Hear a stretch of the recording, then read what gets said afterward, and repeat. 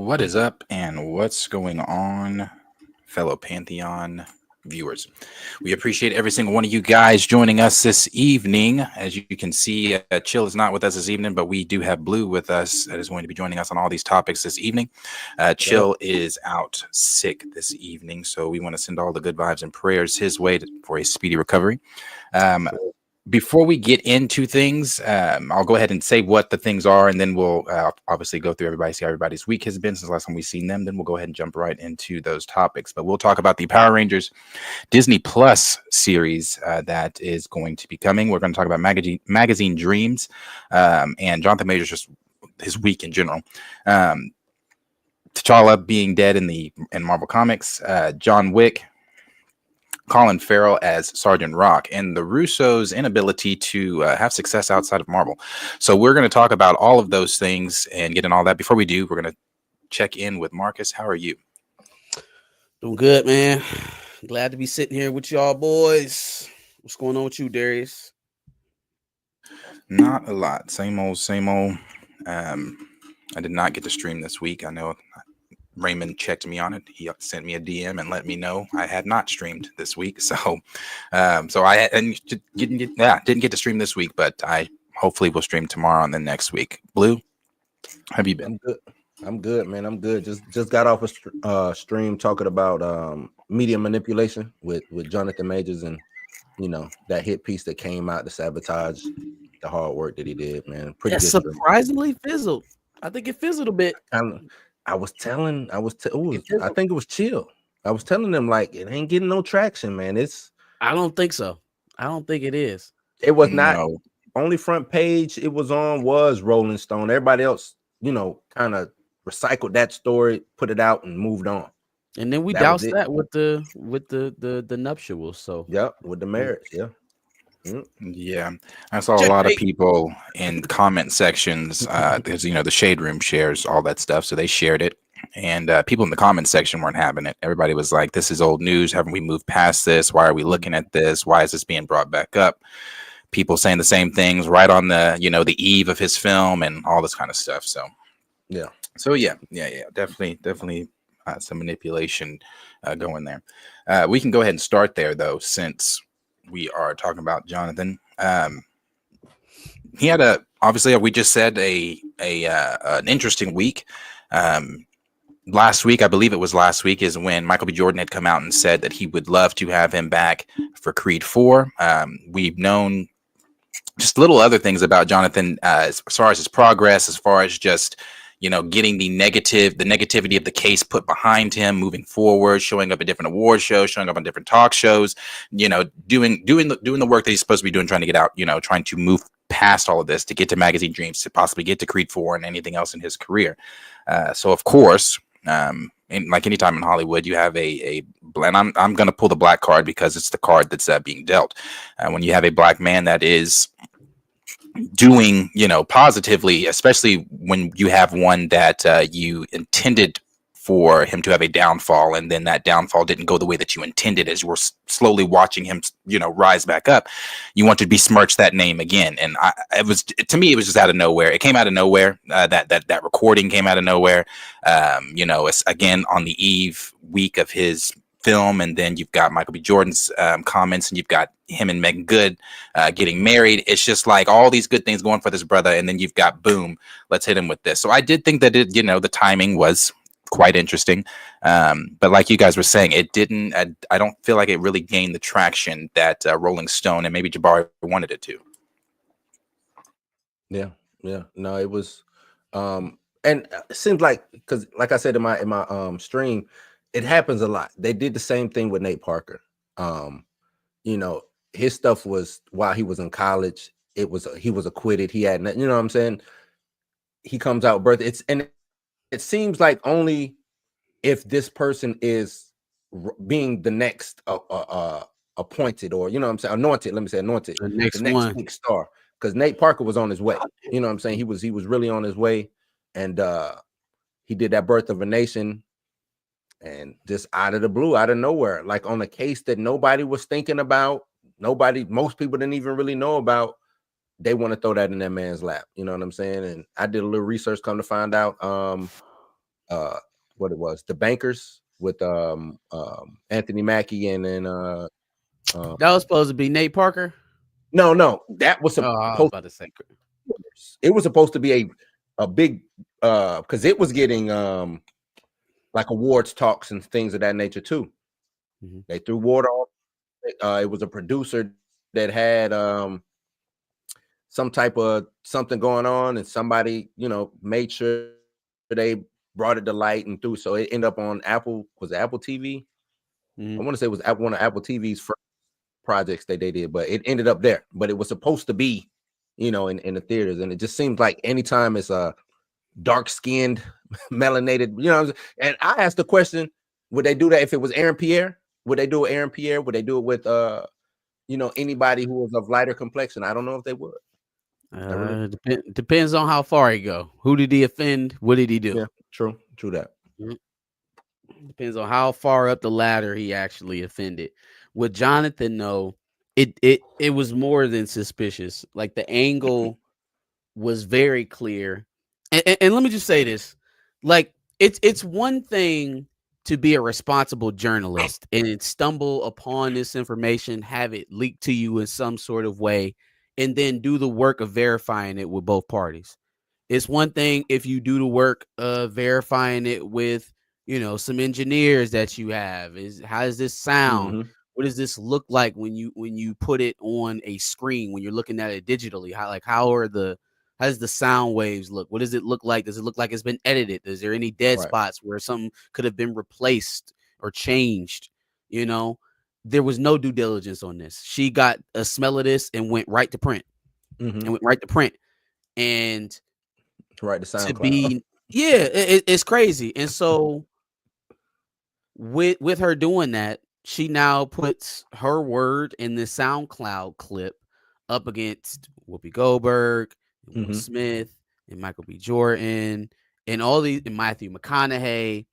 And then all of a sudden, it doesn't seem so heavy. All of a sudden, now it's more so like Jeremy Renner in his situation than a Right. career-ending situation for Jonathan Majors. All of a sudden, and it's like we were talking about this on the pod on Sunday. I am very grateful that this man has found a second breath and that he's able to move on, even though people want to keep pulling him back, dragging him into the shit. Yeah. But it's just very telling that this is all it would have taken to quell all these issues in the first place. This is all it would have taken. Jonathan Majors didn't end up where he is, even though I felt like he might have made some bad decisions. Mhm. He's not here solely because of his own decisions. He's here because somebody decided that he needed to be here. And Right. then all of a sudden, somebody decided that he can leave. Yeah. So I respect those individuals for saying what's true in this instance. I also kind of look at them like, yo, Whoopi, what would you have lost to have been like, hey, let's let the trial play out for Jonathan Majors. Let's see where this goes at the onset. What would it have cost you, Will? Well, Will got a lot of shit going on. Let me move on. He said Will. He might have been the only, if somebody would have came to Will, he might would have did it though. He might be like, you know what I'm saying? Maybe, but I don't think they was thinking about asking Will to do shit at that time. Right. Matthew McConaughey, what would it really have cost you to be like, listen, man, he's a talented young actor, and I think we should give him a chance. And everybody does something wild. I did a lot of things back in my day. I'm Matthew McConaughey. Hey. So if they would have came out and did that first, I don't think the hits, the smear campaign would have been nearly as successful as it was. It's only now that this man has allies that they aren't able to just drown him out of the media. That's true. Allyship is needed. And I think, I mean, I don't know how they approach it, but I'm with you 100%. Whether it's Michael B. Jordan, especially come on, Mike, we just did the film together. We were just kicking it all in the. We had to shoot the little Vogue shoot. Yeah, that's what I was gonna say. The Vogue shoot and all that. Like you couldn't say, nah, not my brother didn't do that, or I'm standing beside my brother until I see otherwise. You know what I'm saying? At least that. But that might be the MO in Hollywood. Like, and the reason I say that, shit, even on the white side, look at with James Franco and Seth Rogen, right? Mm-hmm. Seth didn't stand by Franco at all. Like, Nah. soon Not as at it all. hit Neither print- did Jonah. Yeah, as soon as they hit print, they were like, "Oh fuck that, we done." Nah, we, you know what I'm saying? I'm like, damn, I don't even what did he do? I don't even know what he did yet. Y'all just saying, you know what I'm saying? Like, so I don't know. Maybe that's the Hollywood thing to do. Maybe that's what their agents tell them to do. You know what I'm saying? Don't say, just step back. I don't know. But you're right. Franco might be Allyship one of them would have helped. guys that got personal beef though, because he was that's who Amber Heard was cheating on Johnny Depp with. So he liked to sleep with men's wives. I can imagine, like, if that's what you do, if that's what you be on, that ain't your first time. You know what I mean? So, and not to put that out there like I know something. I don't know. I remember the elevator video. I saw James Franco and with yeah. That's a creature of habit right there. If you do that once, you done did it before. So I can only imagine. Yeah. Well, the Rotten Tomatoes score for it is good. So 83%. Someone had put a review. Malcolm had put a review and said, Jonathan Majors' performance. Yes, Jonathan Majors' performance in Magazine Dreams is undeniable, and no amount of hate can stop this talented black man from getting the credit he has deserved from his hard work. So I definitely encourage everyone to go see it. I see some people in the comments saying they have their tickets for tomorrow. So yeah, definitely go check it out. We'll peep it tomorrow. Yeah, we'll be on Pam's stream on Saturday. Me and Josh, and I think some other people will be joining us as well. So make sure y'all tune in. Yes. Yep. Everybody tune in to that one as well. We're done on Jonathan. Anything else to say? From what I understand, he's supposed to be in the Breakfast Club too, I think. Oof, that's gonna be a big one. Yeah, that's gonna be a big one. Yeah, I'm interested to see how Lauren handles this. Right, because if anybody's going to ask some pressing questions or some questions that he maybe didn't expect, something to trip him up, is going to be Lauren. So I want to see how she handles it. Number one, how deep she digs into. I don't think she go that deep. You never know, bro. You never know. Because how I look at, I don't think he can talk. I think his hands is tied in talking about the case more so, you know what I'm saying, especially because it was civically it was dismissed with prejudice, and I think it was an NDA involved, all types of things of that nature. That's why he's not even really addressed, because I forgot it was a dude who asked him about it, and all he said was, man, that was in the past, and basically I can't talk about it, that's in the past. You know what I'm saying? So I don't even know if he can really get into the minutia of it. Even if it's not about the case specifically, what if she goes in about first of all, does Megan sit down with him? That's his wife now. She gonna be there. Is it gonna be a joint interview, or is it just gonna be Jonathan? I feel like if she's not there, they leaving Jonathan to answer questions about the relationship by himself. Right. That may be where some of this stuff, because at the onset, everybody thought this shit was fake. I thought it was fake. What the Megan and for real? When it first jumped off, I was like, okay, she doing this man some good. She doing this man a solid. And they just kept rolling. They kept rolling. And then I was like, well, they did say that he was texting another woman while he was in that car. Yep. So like they proved it to me. But I'm saying there's still a contingency out there. And I don't know if Lauren counts herself as one of that group, but that sees Jonathan as still the white woman, be Coretta Scott. You know what I'm saying?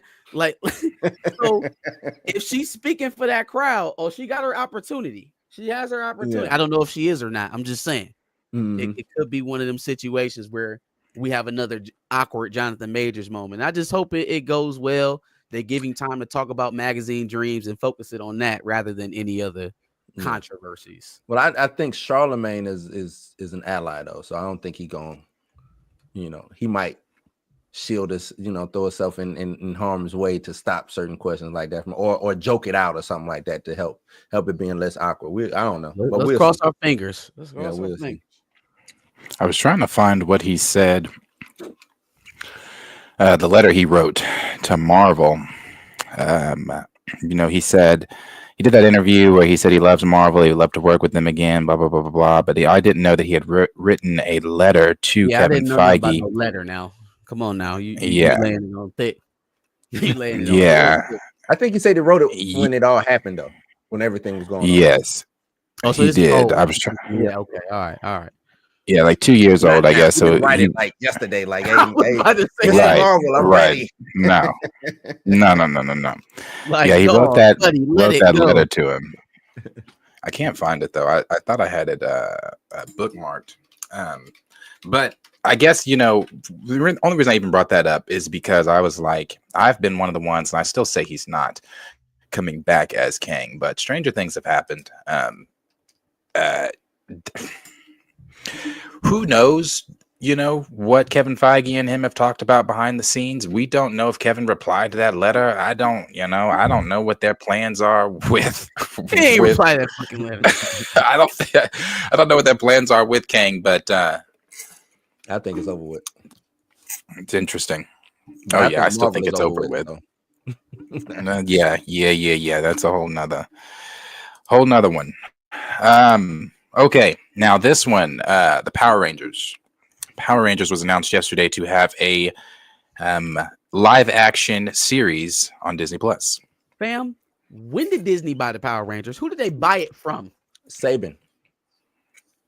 Did they buy the Saban company, or they bought Power Rangers from They bought Saban? Power Ranger from, this was 2020, because they Can were supposed somebody- to do it, and then it went to was it Hasbro, and then Hasbro gave it back to Disney.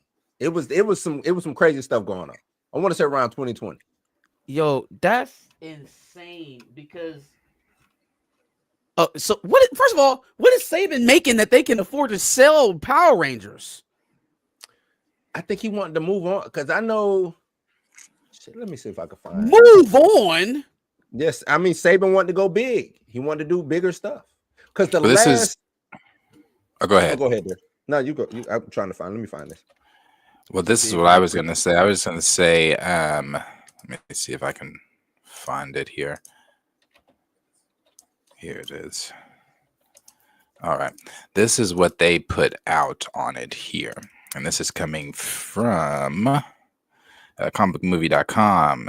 It says last summer it was revealed that Hasbro Power Rangers Cinematic Universe, which was expected to include both the original television show alongside a slate of movies, had been scrapped by Netflix despite being in development for over 2 years. Jonathan Someone said the end of the fucking world was originally set to oversee the franchise, with Jenny Klein serving as showrunner. Reboot plans subsequently stalled, and it sounded like Hasbro was going back to the drawing board to figure out how best to monetize the iconic TV series the 90s kids among you will so fondly remember.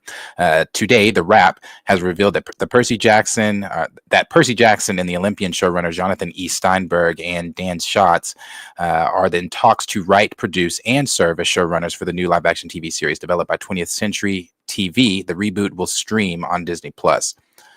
And then it goes on to say the House of Mouse isn't necessarily where we expected Power Rangers to land, but the fact that something is finally taking shape is bound to please fans. No plot details or even a timeline for when we'll see the series on the streamer has been revealed. It could be early days for this one. So, yeah, it's looking like Disney Plus isn't making it. Landing with Disney wasn't something they expected either. Yeah, it looks like 20th Century is making it. It's just going to be streaming on Disney Plus. You can't hear us? It's probably me. Go ahead and keep talking. I was about to say, Blue, can you hear me? Yeah, I hear you. Yeah. Okay, all right. I thought I was cutting him off. You just kind of ran through me. But, yeah, no, that's still kind of wild, man. Do you know how much IP Disney owns? In terms of just like sci-fi or genre, it's just like or superhero content. They own so much, and it just really makes it just make you think like, are y'all really that good, or did y'all just buy everything so nobody could compete with y'all? I think it's both. I think at one point in time they were good. Buying Fox helped them, a lot. But when you don't have the creatives to make those things work, then it's kind of like, who cares? And I think that's what's happening with, they're seeing a lot, even with them, their highs, because they hit a huge high with that Star Wars did $2 billion The last one, right? The last Yeah. Star Wars movie did $2 billion. Wait, it But did then- no, hell no. You talking about Yeah, I think- Rise of Skywalker did $2 I think billion? it did $2 billion. Yeah. Holy shit. I Why want to did say we it did do 2 billion. that? Like Why did we they do- got movies that do too, but that's what I'm saying. For every $2 billion movie, Crazy. they get a flopper or a stream of fucking, you know what I'm saying? A couple of movies that just don't do nothing. You know what I'm saying? So I don't know if they got the right executive talent over there or mid-level talent to do these things. That's what I think. You know what I'm saying? For a lot of the IPs. What do you think? How do you think this series is gonna go? I hate that they keep calling it a live action Power Rangers. When has it When not has it not been live action? action? The hell? I don't know. I don't want it to be Saturday morning cartoon Power Rangers. You know what I'm saying? I would like for them to go a more mature route, but then I don't know. I really don't know. It's that last Power Ranger movie was cool, but then it was still cheesy. You know what I'm saying? Mhm. And I think it suffered from that cheese because for every good element of it, that cheese will creep in and be cringy. So I don't know, man. They got a chance to reintroduce and kind of reacclimate to today's audience, lean a little bit closer to what maybe Avatar Airbender is doing on Netflix as opposed to what that last Power Rangers movie, because I do recall it. But it baffles me, man, that they have everything. That they have just bought everything. Predator and Alien. They done bought Power Rangers, Marvel, Star Wars, Indiana Jones. They got everything. Avatar. They got everything. They do. But and I think that's what makes the world of entertainment suffer is it's only 3 companies. Like it's only 3. Well, 4. Sony, Warner Brothers, Disney, Paramount. That's it. That's all you got. Universal. Am I missing something? Universal. What is that? That's not Paramount. Yeah, Universal. Yeah. So you got 5 companies. It used to be 5 big ones. Yeah. Yeah, it used to be all of these different, studios, different. Nope. Just like music, you only got 3 or 4. You know what I'm saying? So the majors. Yeah, the majors. Yeah. Mhm. So, but the indies get swallowed up. You know what I'm saying? A24, I think, is like one of the last ones standing. Because they have a niche. They have a certain style, a certain grit, a certain feel to their movies that people enjoy, even if they're not gonna go back and watch it 4-5 times in a row.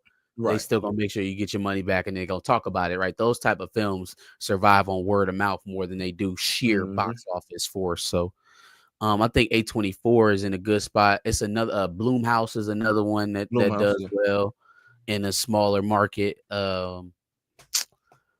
It's a few. Will they ever threaten a Paramount, a Universal, a Disney? They'll much more likely either get bought up by a tech company or by one of the bigger studios before they ever. If they do start threatening, they get bought out. So Now, what the traditional, the old guard, the blue bloods of movie studios in Hollywood got to look out for is Netflix. Netflix coming for everybody. Netflix gonna be everybody's daddy. They might already be. I think they are but I think it's a different track, right? Like they might be going to the same train station, but it's a different track. So, because Netflix is, and I think Sony is kind of doing that. Instead of doing a streaming service, Sony's like, well, I just buy your shit and just, you know what I'm saying? But see, the difference is that number one, Sony's doing that because they have to. Nobody's going to watch a Sony streaming service. Netflix is doing that because they double dipping. They making their own original content, and then people, their platform is so plentiful that their competing studios are paying Netflix to put their product on it. So they double dip. They getting it from both. Yeah. but that's the majors, and it's crazy. I think Apple, Buck. I think Apple is a sleeper too, but it's crazy. They're a sleeper, but Netflix is ahead. They are running. Yeah, because they started. Netflix is exactly. They started is, and I normally say stuff like the first one don't normally make it. It's always the second or the third. You know what I'm saying? Whatever the invention is, it's always the second or the third who actually makes it better. But Netflix being the number one, it's like they are the head, like you said, they're the top dog. Well, And it's because they go ahead. No, finish it. My bad. I was just saying with what they built, and then once they started doing originals, you see a Disney Plus, you see a Paramount TV. You know what I'm saying? You're seeing all of these streamers show up, but you can't do what Netflix do because I already built the infrastructure. Mm-hmm. You see what I'm saying? I built the Yeah. infrastructure. Yeah. So yeah, you come see me. I can make your movie go 10 times more than what you can. You put it on your streaming service. Like, look at Disney. You're muted, dog. Take yourself off mute. Me? Who? No, I'm talking to Darius backstage. I think Oh. he was trying to get our attention, see if we can hear him. Oh. No. I agree. I think that Netflix, what they did was they were part of an already dying industry, right? Netflix was sending DVDs to people's houses when Blockbuster and home video was still open. Mhm. And so they kind of saw the forest through the trees. They seen where this whole thing was going and really just tried to cash out. It's so crazy. They didn't even want this. They tried to sell the Blockbuster. They tried to was sell the trying to Blockbuster. cash out. And Blockbuster said no and did everybody the worst favor that they could ever do. And now Netflix is in a place, you're right. They have the infrastructure. Mhm. They have live streaming events. They got people coming back for every season to see a new premium level show. They've got Mhm. children's content. They've got stuff for old people. They about to start putting on Old House in the Prairie, Blue. They about to get the soap opera people. Yeah. They've got middle America paying almost $20 a month to use the internet to watch TV. Now that's unheard of. That's unheard of. Even giants of linear television, right? Cable, which middle America still loves to this day, cannot convince those folks to get on the internet and watch their product. Nope. Can't do it. Netflix is so far ahead in that regard that they gonna walk over to you and be like, we can do it. Here, give us your content. We'll send you over the bill. Just pay it. Yeah. So when you say they on a different track, it's not that they're not running the same race though, because they most definitely. That's what I'm saying. They go on to the same train ahead. station. It's the same station. It's just they on a different track.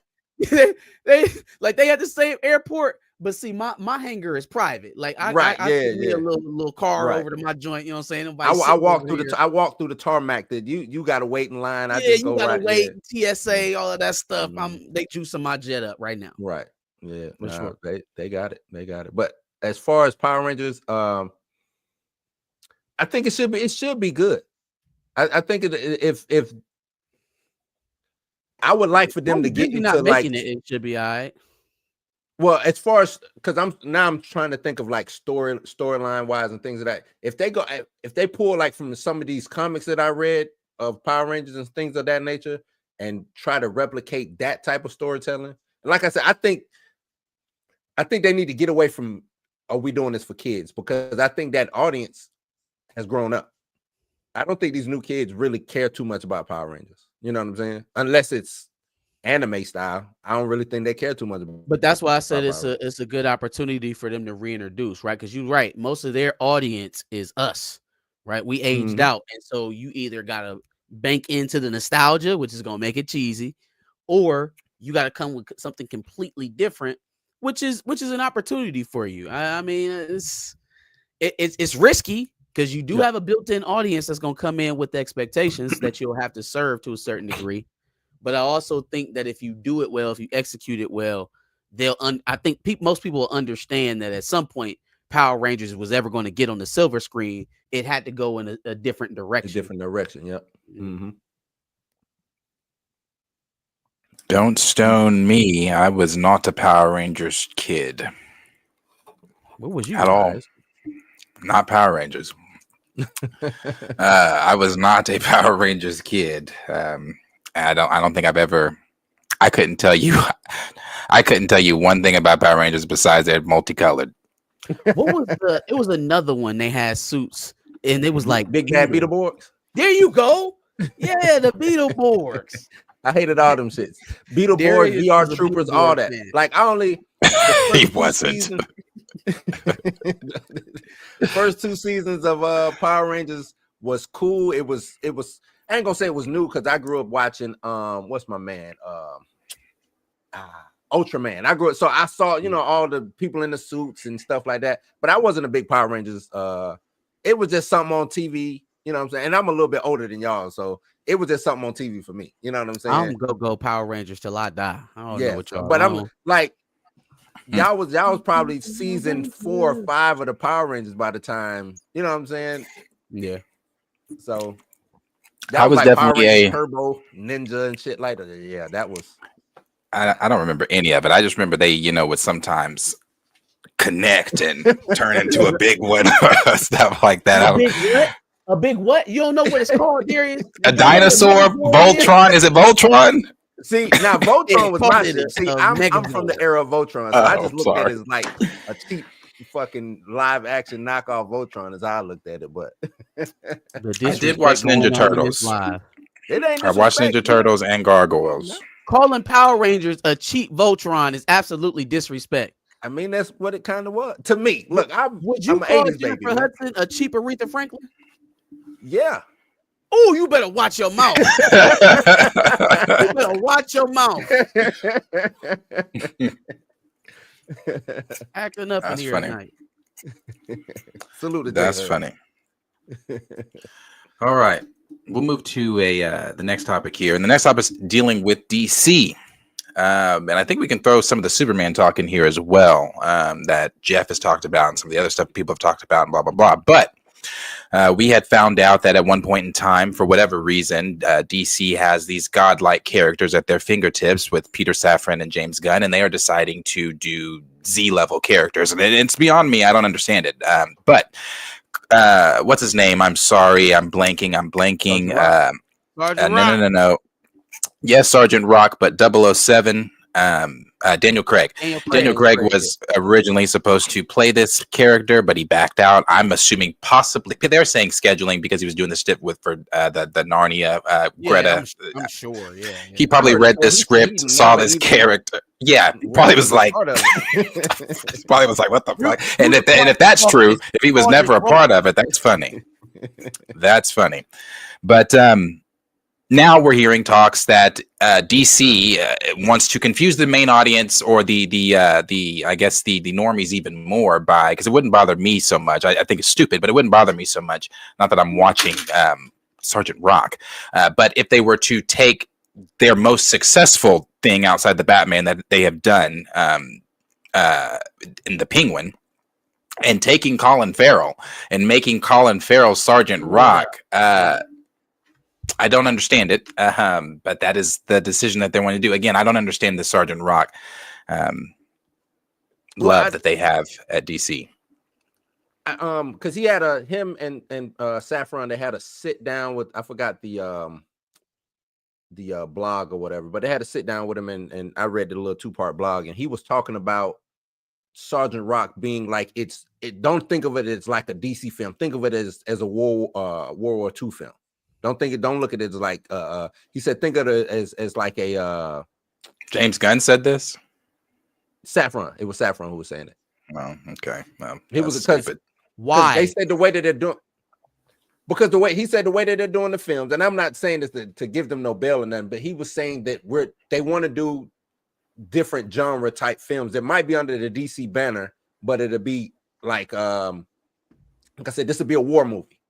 You know what I'm saying? So yeah, you might not know Sergeant Rock, but if you like Saving Private Ryan, think of it as DC's Saving Private Ryan. You see what I'm saying? That's how they kind of was explaining it. I don't know. Sergeant Rock. Man.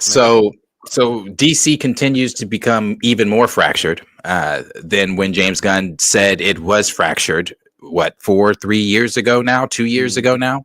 It's pretty crazy to me. It really is. It is insane to me that you have these godlike characters at your fingertips, but you're reaching in the back of the closet to pull out Sergeant Rock, and then you want to say, "Oh no, don't think of it as a DC film. It's under the DC banner, but don't think of it as a DC film. We're doing a period piece film, a war film." Why? Why are you making Saving Private Ryan DC? Like, why? What is going on in that man's brain? So, like Darius said, God level characters, blah blah blah blah. I don't really like DC all like that. I think a lot of their characters are cop outs, but that's not really what this stream is about or this topic is about right now. What it is about is James Gunn trying to force feed you his favorite comic book characters. And first of all, the self-report. Got Sergeant Rock, Booster Gold, Peacemaker, Creature Commandos. James Gunn was a weirdo. And like not Clayface. not Well, a he is a standard weirdo, not like us, like nerdy and we like different stuff. No. He's weird to us. Yeah. So, like you watch that man out of the side of your eye. I don't get this. Penguin was the most successful thing to me, even more successful than the Batman, because not only was it successful in its own right on its own 2 feet, but it created cohesion. It brought 2 elements in this universe together and made us hopeful for the future of that union, right? Nothing else he has produced has done that. Nothing else this man has made has done that. Not a single thing. Now, you got some things on the horizon that hopefully get them over the hump in that regard with Superman and the Lanterns. But, buddy, to this point, you have given us nothing to give us more faith in your version of the DC any more than we did in the Snyderverse. Right. You've got nothing. I agree with you. I think the hole that DC is in, because they wanted to come so fast back during the Snyder era, you know what I'm saying? They didn't just build off of the stuff that they had. They wanted to compete, you know what I'm saying, so to speak, instead of just letting it work out. I think the hole is so deep. And I think James Gunn is the right person for the job, but he has the wrong strategy. The reason I'm saying that is because I think he's a good storyteller. I think he's a great director, but like you said, the characters that you're using aren't going to bring you out of this massive crater that DC has created within all. You know what I'm saying? So now that you're trying to make Colin Farrell, and if you Colin Farrell, dog, why would you do this? Why would you? Well, you know damn well you don't want to be on that silver screen. There's a theory to that. There's a theory you don't want your ass to get up there and ruin all this positive momentum that you got going from TV, right? Just like when you had True Detective going on. Hold on, I'll be right back, y'all. The theory to that whole thing about why Colin Farrell might take that role as the Penguin is because I have been kind of ringing this bell for a while. I've said it a few times on my own streams. Possibly, quite frankly, maybe because the Batman 2 ain't fucking happening. And if Batman 2 doesn't happen, which means that Matt Reeves's universe would be dead, which possibly they've already told Colin, hey, bruh, between the two of us or you in the studio, there is no Penguin season 2 because there's no Batman 2 because Matt Reeves's universe. I'm just telling you what is kind of out there. I don't know anything. Colin said there is no Penguin season 2. Oh, well, there you go. There's no Penguin season 2. So there you go. So if there's no Penguin season 2, and then you've got all these rumors and things circulating around what's going on with the Batman, you've got the studio themselves using words like, hopefully we're going to film it. You know, at first it was like, oh, we're going to film it in 2026, or we're going to start filming at the end of this year or whatever. Now it's hopefully we'll start filming at the end of this year. And when James Gunn was recently asked about it, you know, he gave an answer, but didn't give an answer. Now, Matt Reeves does not work for James Gunn. His whole contract and things were before James and Peter took over. So it's his own slice of DC, but he doesn't because he is still the president, but his movie is not under James Gunn's necessarily. Well, but he can still just not do it. He's the president.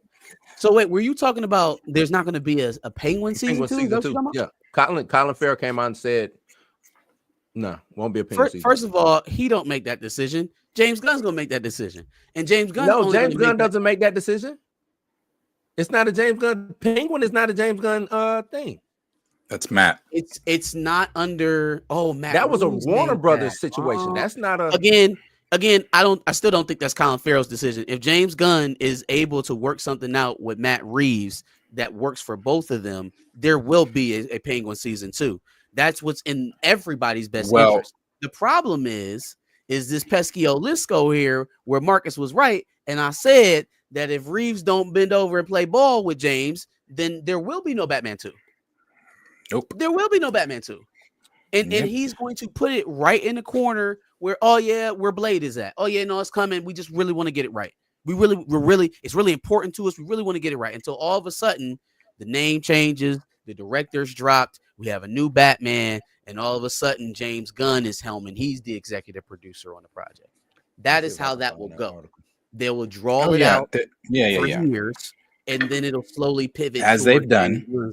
Photo. Now, that still doesn't explain Sergeant Rock, because even if you're not going to continue it, you want people to stream it. You want people to still have a good taste in their mouth over the character. If you come over the top with Sergeant Rock and it bombs, because why wouldn't it bomb? What did you just do? Number one, for DC, Colin Farrell, what did you just do for your career? You had this heater coming off of the Penguin, went and played another DC character and stunk up the joint. Like you hustling backwards, dog. Yeah. I don't believe there's going to be a Batman 2 for those and I like the Batman. I like the first film. I think that's the only film. I just don't believe there's going to be another Batman film. I think that there is some messiness going on behind the scenes between James and Matt Reeves, from, like Buck said, and this is not, like they haven't, from the reports, Matt Reeves hasn't even started writing the Batman 2. And if he hasn't even started writing, because I'm sorry, that's what James said when he was asked about it. They don't even have a script for the Batman 2. So they have nothing. They have nothing. So I think, like you said, we'll see a Batman, but it'll be what James wanted. Either Matt's gonna play ball and give him Battinson, or bye-bye. Pattinson universe. What do you think the argument would be? Let's say there's a hypothetical tug of war going on between Reeves and Gunn. What do you think it's over? I think it's over tone. Is what I think it is. Definitely tone.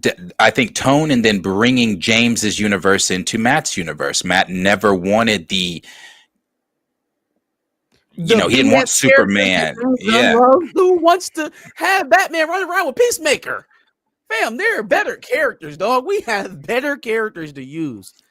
But yeah, I think it's to overtone. Like, so even some of the stuff that you're hearing out of the long speculated Superman screenings that they've been having has been questions over tone, right? If somebody's saying something bad about it, it's because it's too jokey. It's Guardians of the Galaxy meets Superman. If somebody is saying something good, they may say something good, but they are referencing the humor. Oh, well, the humor was well placed. Yeah. Oh, well, the humor went well. Oh, Corn Sweat was awesome, and the humor wasn't off-putting at all. What that tells me is that the humor in this movie is going to be a lightning rod, and that's enough to sink a film itself. Yeah, right. To have a controversial point like that, where some people love it and other people absolutely hate it, that could sink a film. So I do think that tone is probably their main point of contention, because when you really get down to it, if you already have an established Batman in the universe, that only helps you. That only helps you build your universe out. That gives you one less thing to do. And then you do the job of a storyteller to adapt and fill in the gaps in between what was already done and where you want to be at. If we're talking about scrapping this thing all the way down to bare knuckles and leaving Reeves out into the wind, well, I think that will be the writing on the wall for James Gunn's his job there at DC. You may get the berth to build up Superman, and maybe it doesn't make $1 billion on the first film. Maybe it doesn't make $800 million. You have an underwhelming Superman. You don't have a Batman on your plate, and you're still serving people up Swamp Thing and Booster Gold. Okay, well, they're gonna get you up out of there, and especially when your entire argument for getting this job was that these characters are going to make Warner Brothers a bunch of money. That was the game, right? You were able to convince David Zaslav that the characters in this catalog were enough to turn some profit for that man. You've yet to come due. You've yet to pay up. Okay, so I just don't think that he has as much rope as what a lot of other people think he does. I've been saying since day one. I've been saying since day one of them, ever since he was announced as the director and the writer, I said if you have Superman, which I don't think Superman's going to be doing the electric slide or anything like that in the, in the film, but I can't say there's moments within the Justice League within a group of where something's funny that's said, where it's like, watching the animated series or anything like that. I'm not saying there's not humor, but I'm having a tough time trying to find the humor in Kal-El. I don't know. I don't, but I've said since the beginning, having him come in and knowing how James Gunn is with the Guardians, this is not the Guardians. This is this is not a group of heroes that people really don't know that you're able to put your creative spin on or do whatever. This is Kal-El. This is Superman. This is a hero that has been here, that you are now putting your gunness Superman on. is funny though. I mean, as Clark is he's a klutz. You know what I'm saying? I think stuff like that is where the humor should be placed. Him as Clark, him, bumping into shit, him maybe breaking something on accident, stuff like that. I could see. But if him as Superman and he's cracking jokes as Superman, I don't see that. You know what I'm saying? Happening too much. But it was with the Nerds of Color. They did a part 1, part 2. He says, speaking of Gotham, James and I love Matt Reeves' vision for the Batman Part 2. We're looking forward to this film as much as you are. He hasn't yet turned in the script, but we've read so far is very encouraging. And on that same front, we are very active. We are in very active development on The Brave and the Bold, and that story is coming together very nicely. And we'll have more on that soon. So, I mean, that's them saying that Matt Reeves hasn't even turned in the script. The Brave and the Bold. Yeah, that film don't have a director. That film doesn't have a director. They fired the dude that was supposed to be doing Brave and the Bold too. Rightfully so. Right. They rightfully so firing. Who was it? It was Muschietti, wasn't it? Who the fuck just did Flash? Yeah, Muschietti. Oh, yeah. Okay, then there was no reason to have that disaster come over and direct this at all. Why would he ever be? Why would you even hire him in the first place? James Gunn saw the Flash before anybody. Why would you announce the Batman movie and give it to him after you've seen the Flash? Why would you need to see the results of how the Flash came out to know that wasn't going to be a good movie? Right. Right. Yeah, I don't. Here's what it is. Crypto, I was done. I knew it was. Man, I hate that scene. So, Crypto, I ran fades back to back. Crypto, back to back fades. He also spin the block. Crypto. Spin the block. Come get me. He said also. They asked him if the release date would be pushed for Batman Part 2 would affect the release date of the Batman, the Brave and the Bold. He said, we will announce that on October 2027 that there will be a Batman movie. So God damn. Hey, October 2027, we're going to talk to you about Batman. But today, he said we're going to announce October 2027. Yeah. I want to throw my shoe at this. We announced that not on he's saying that October 2027 that's the date that they want to come out with a Batman movie. Okay. Yeah, my bad. Okay. Tell you which one is going to be. I was about to say, damn, that's a long time to put a pin in this conversation. My bad. And then he went on to say, when asked if Robert Pattinson's Batman will be a part of the DCU, Gunn answered, "It's certainly not the plan. It's certainly not, and we love him, but we've got to introduce a Batman to the DCU as imperative, and that's the plan with the Brave and the Bold." So. Well, we'll see. Yeah, we'll see. I still believe Brave and the Bold is happening. I just, we'll see. I don't know about Pattinson, man. He might get that Batman too. He might not. I don't know. I don't think so. I don't think they can do both. I don't think they have the capacity to do both. They got to. Nah, it's a hard sell. I know that, I don't think audiences are stupid, but it's still a hard sell. It's a hard sell. Very hard sell. It's a very hard sell because what if, let's just say, I mean, I like the Batman. I thought the Batman was a good film, but let's just say, let's say they are listening to fans, and the fandom right now really wants Ritson, and I have been blowing that whistle too. I think Alan Ritson would be a great Batman. No. But let's say they do bring whoever in as Batman, and then the overall audience just likes that Batman more than Pattinson's Batman. Like, what does that do to? Yeah. What does that do to Pattinson's universe then? It's like it's done. It's done. It makes it very easy. But you are taking a big risk when you squash something that already has momentum for the potential of something else.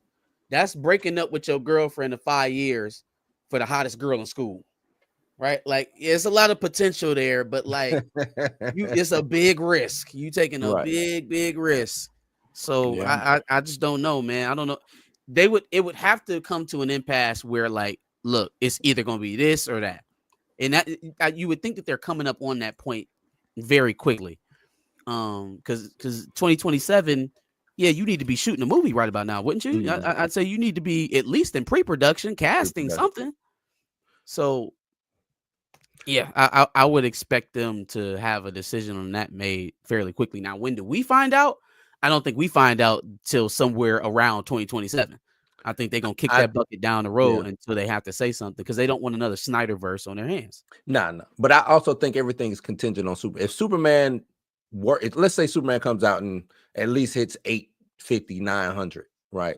That's good. I think now he has the lead way to say, okay, let me go get my Batman. Let me announce some real shit. Oh yeah. Because right now I just think he just stringing everybody along. I think they are waiting. I think Yeah. they're waiting this whole Superman thing out. Good point. I think they're waiting this whole Superman thing out, as we haven't heard shit about Wonder Woman. We haven't heard shit about, Flash. We haven't heard shit about any of those guys. So I think they're probably waiting this Superman thing out. Like, how is this going to do? We heard about the Teen Titans before we heard about anything Justice League. How are the Teen Titans a thing? I think he's stringing us along, man. I just can't. He can't be obtuse that way. Like, you know what I'm saying? He's chronically online, so he's seeing what the fans are saying. Hey, let's get this Holy Trinity out first. He got it. He got to know that, right? So for him to throw Swamp Thing and, like you said, Sergeant Rock, and I just think that's talk, man. They just keep chatter going, because if Superman don't work, who the fuck cares about Sergeant Rock and everything else? That's it. That's what I'm saying, bro. It's done. If we don't get over the Superman hump, Buddy might not be around to do any of this nonsense. So yeah, I just think he's just talking, man. A lot of that outside of the stuff that he's already shot, like Supergirl. I think they already started shooting. I think they said Creature Commandos is getting a season 2, and we know that Peacemaker is coming with season 2. Other than that, you ain't like Creature Commando? We wasting time and resources. I didn't see Creature Commandos. I didn't watch. Peacemaker. I won't watch. It's a good story. It's a good storytelling in there, man. I would recommend it. But I would recommend it. They need more. They need more than that right now. Like, you don't start with Creature Commando. No, I hear you. I'm just saying that they gave it to you, though. I mean, Yeah, they did it, right? They did it. So it's fine. We do have a super chat from Puma Lee. So Puma Lee, we definitely appreciate your super chat there. You just mad because your ass is old. First thing you do is just pick up the phone. But he said, let's face it, it's Batman that has to perform. Well, everything else is minor. I'm looking forward to the Lanterns or Constantine. Not Superman. Superman can't fail. Yeah, Superman Superman cannot fail. I believe that as well. Everything else, I agree. Yeah, all the TV shows and stuff like that. Yeah, you can flop in the middle. That Superman movie got to do something. Because it's a lot, right? That's their cornerstone. That's the money maker. That's what's going to dictate the story going forward. If Superman fails, like I said, that is it. Like, I thought Waller was up next. I thought that was one of the things. Nah, he put it on the back burner. Smack shit. All right, man, come on, bro. He put everything that he announced out of that closet in the back burner. He put on the back burner. Damn. I mean, all of it. I think he needs to concentrate on Superman. Make Superman as good as possible. Get the right market and get everything going. That's what you need. I don't need to hear no more about. Cake might already be cooked though. That cake might already be cooked because they so far into it, they showing it to people. I feel like you can only change a movie so much at that point unless you just gonna reshoot it. Maybe they reshoot it, which would be nuts. Hey, I mean, that'd be nuts. What we got coming? 4 months out. It ain't coming, but what was the Batgirl footage then surfaced? It You seen that has. real? shit? Yeah, some Mhm. Batgirl footage done surface, and everybody saying, "Well, shit, give us that movie." But according to them, it was unreleasable. Yeah, That's what they that originally was, said. they needed some money, man. That's all they did. WB Let is me get struggling. that tax break. Yeah, let me get Yeah, that they good tax struggling. write off. That's why Superman got to work. I think Zaslav fucking cuts It's got to work. If Superman don't work, he cutting everything. He cutting it, selling off pieces. Yeah, no, it's Batman, over. It's yeah, over. Batman Apple's gonna gonna belong line to up and Image try to buy Comics. DC. Yeah, that's what I'm saying. Like Todd They'll be McFarlane gonna buy relying half. on Marvel relying to buy on Harry half. Potter. Be bad, man. Be Having the relying DC on that universe Harry Potter parted out. series. Yeah, that'd be nasty, but we in 2025, man. I can see it happening. Most definitely see it happening. Yeah. That is crazy. That is crazy. You have I'm not even gonna get into it. Anyway, good on that one. All right. The next thing on the list here we'll talk about is the Russos and their inability to be able to seemingly have a good box office outside of having Marcus and McFeely at their hip writing an MCU film. Man, Electric State sucks. I didn't watch. This is on Netflix, is it not? Yeah, it is on Netflix. This is the robot movie with Millie, because they love Millie. It's like robots versus humans, only they do it in the cheesiest way possible. they look like The big trailer teddy bears. sucks. Are they teddy bears? What are they? No, it's like I don't even know how to explain it, man. It's like, you know how on Ready Player One they had all of the company people that was playing the game, Yeah. the like drone people, and then you'd be in like a little station playing droning in. Yeah. Imagine fighting a real war like that versus AI. Okay. And that's low key what we talking about here. Okay. Like, it just, the concept was goofy.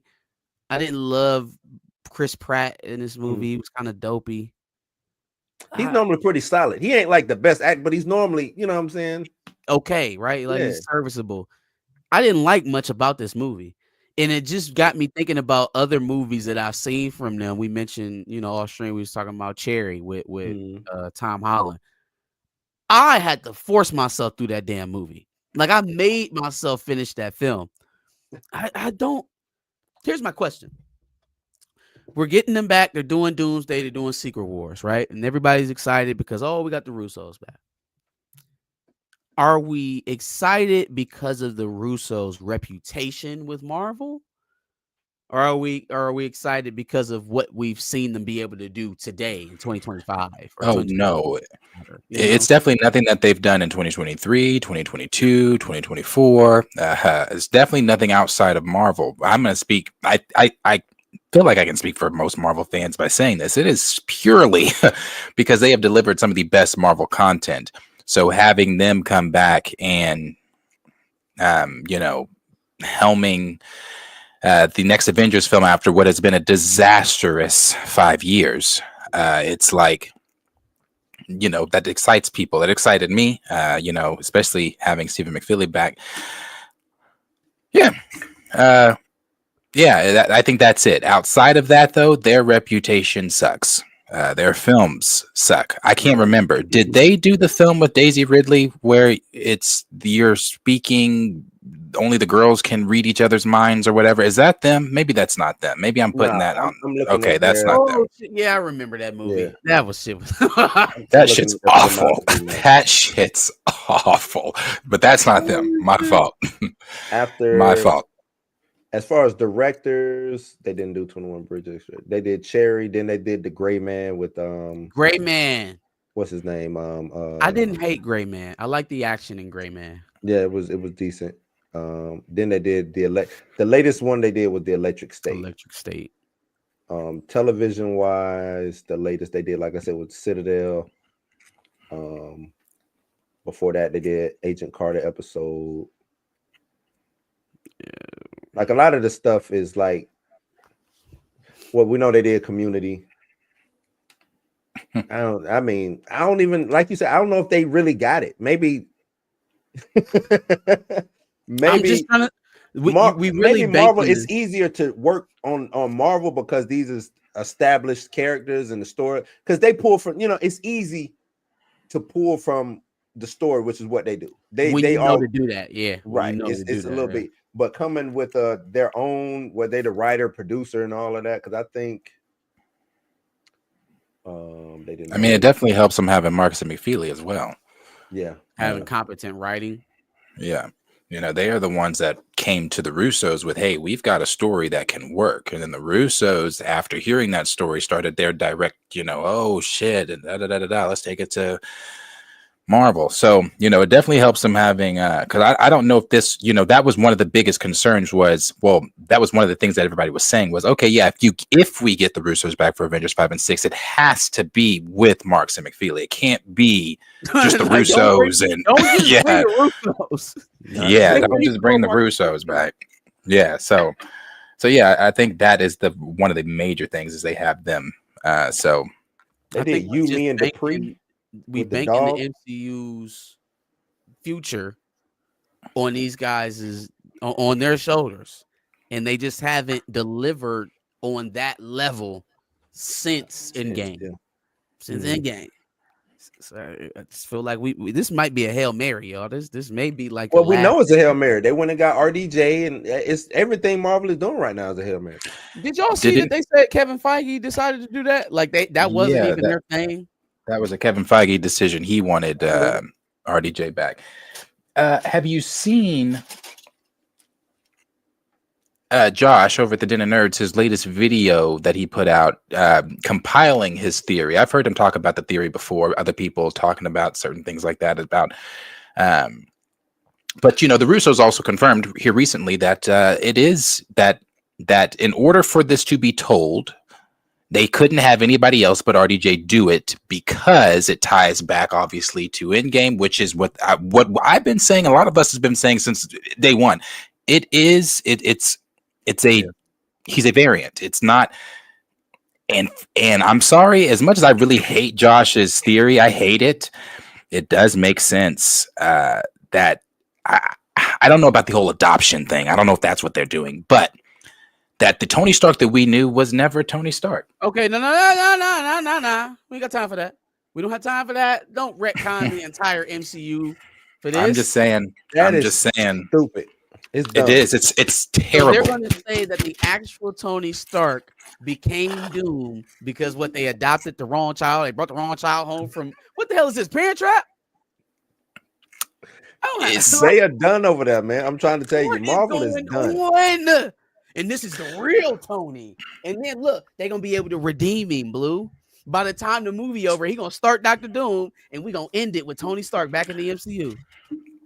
Oh yeah. The whole thing is that the Starks had a miscarriage, adopted a child, unknowing that this child in this universe, that this is all orchestrated by Kang, by the way, that this child in this universe, or He Who Remains. Do this without Kang? That's why I said earlier, maybe, I don't know what that letter said to Feige. Maybe they bring the brother back and say, hey, we just need to finish this shit. We need to wrap this up. Jonathan was like, dear Kevin, I saw you and Kathleen Kennedy bent over your desk. Get me back in the MCU. Love, Jonathan. Like he know where the body's buried. If he back in like that, he knew something, and he just had to have the opportunity to play that card. Because what? Yeah. So again, with the Russos recently in that big interview that they just did, confirming that Tony Stark, that it is a variant. It's the theory makes more and more and more sense. But didn't they come out when they introduced Dr. Doom?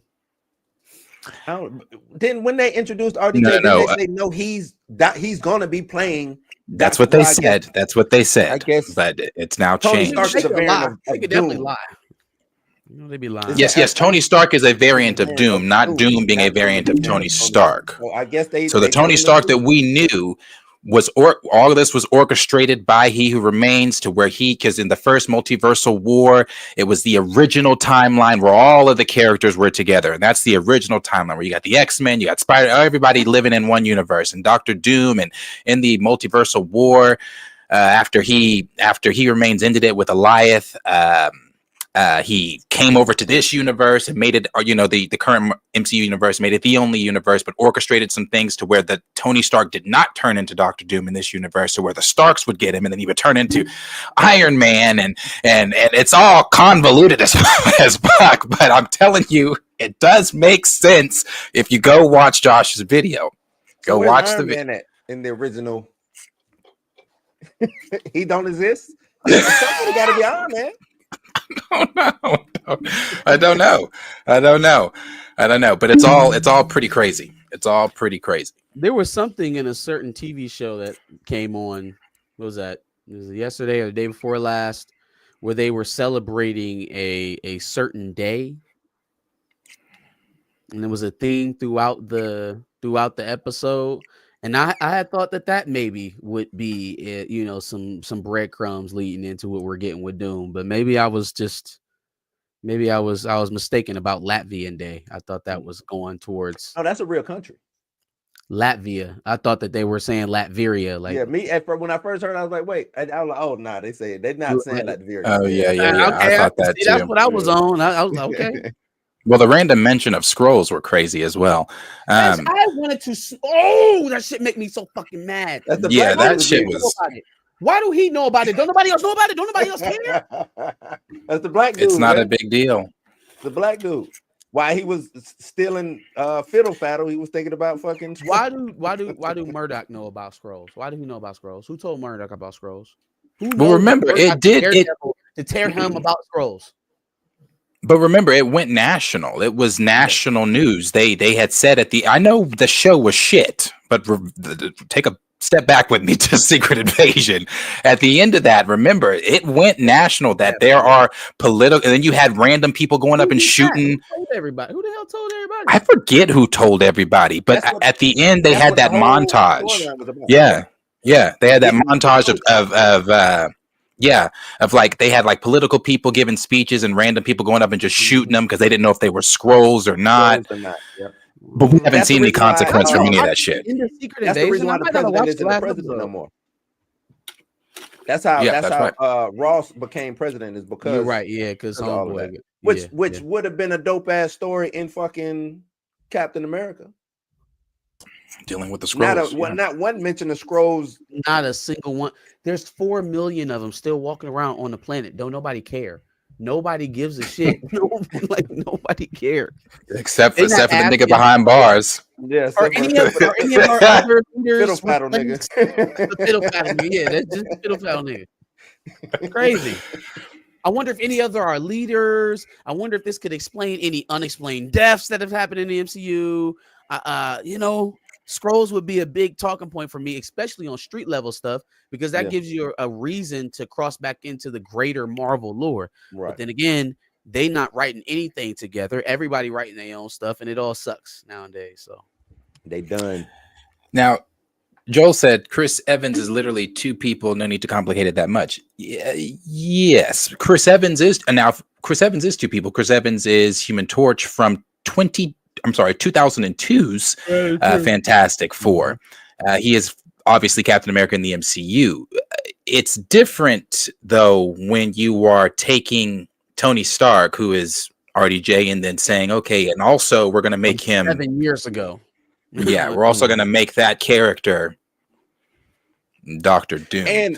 And it was done with even with Chris Evans showing back up in Deadpool, it was a gag. It wasn't like, you know what I'm saying? It wasn't necessarily storyline specific. It was just a gag. Hey, let's bring in him. Let's do this. Ha ha ha. That man said, "Flame on." Like, what the what? Right. So right. Okay. And I think the last thing that we have here is going to be.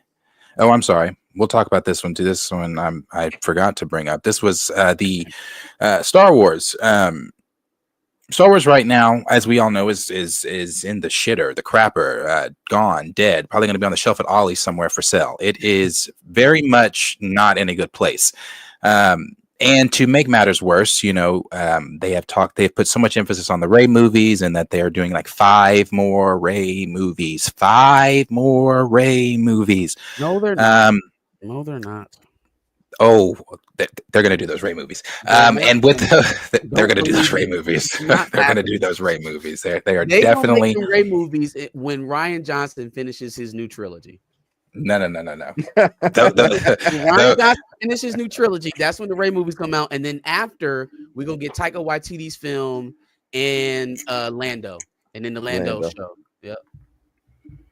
Don't forget Patty Jenkins now. Patty Jenkins gonna get her movie too. Oh yeah, Patty Jenkins got to do her Rogue Squadron store.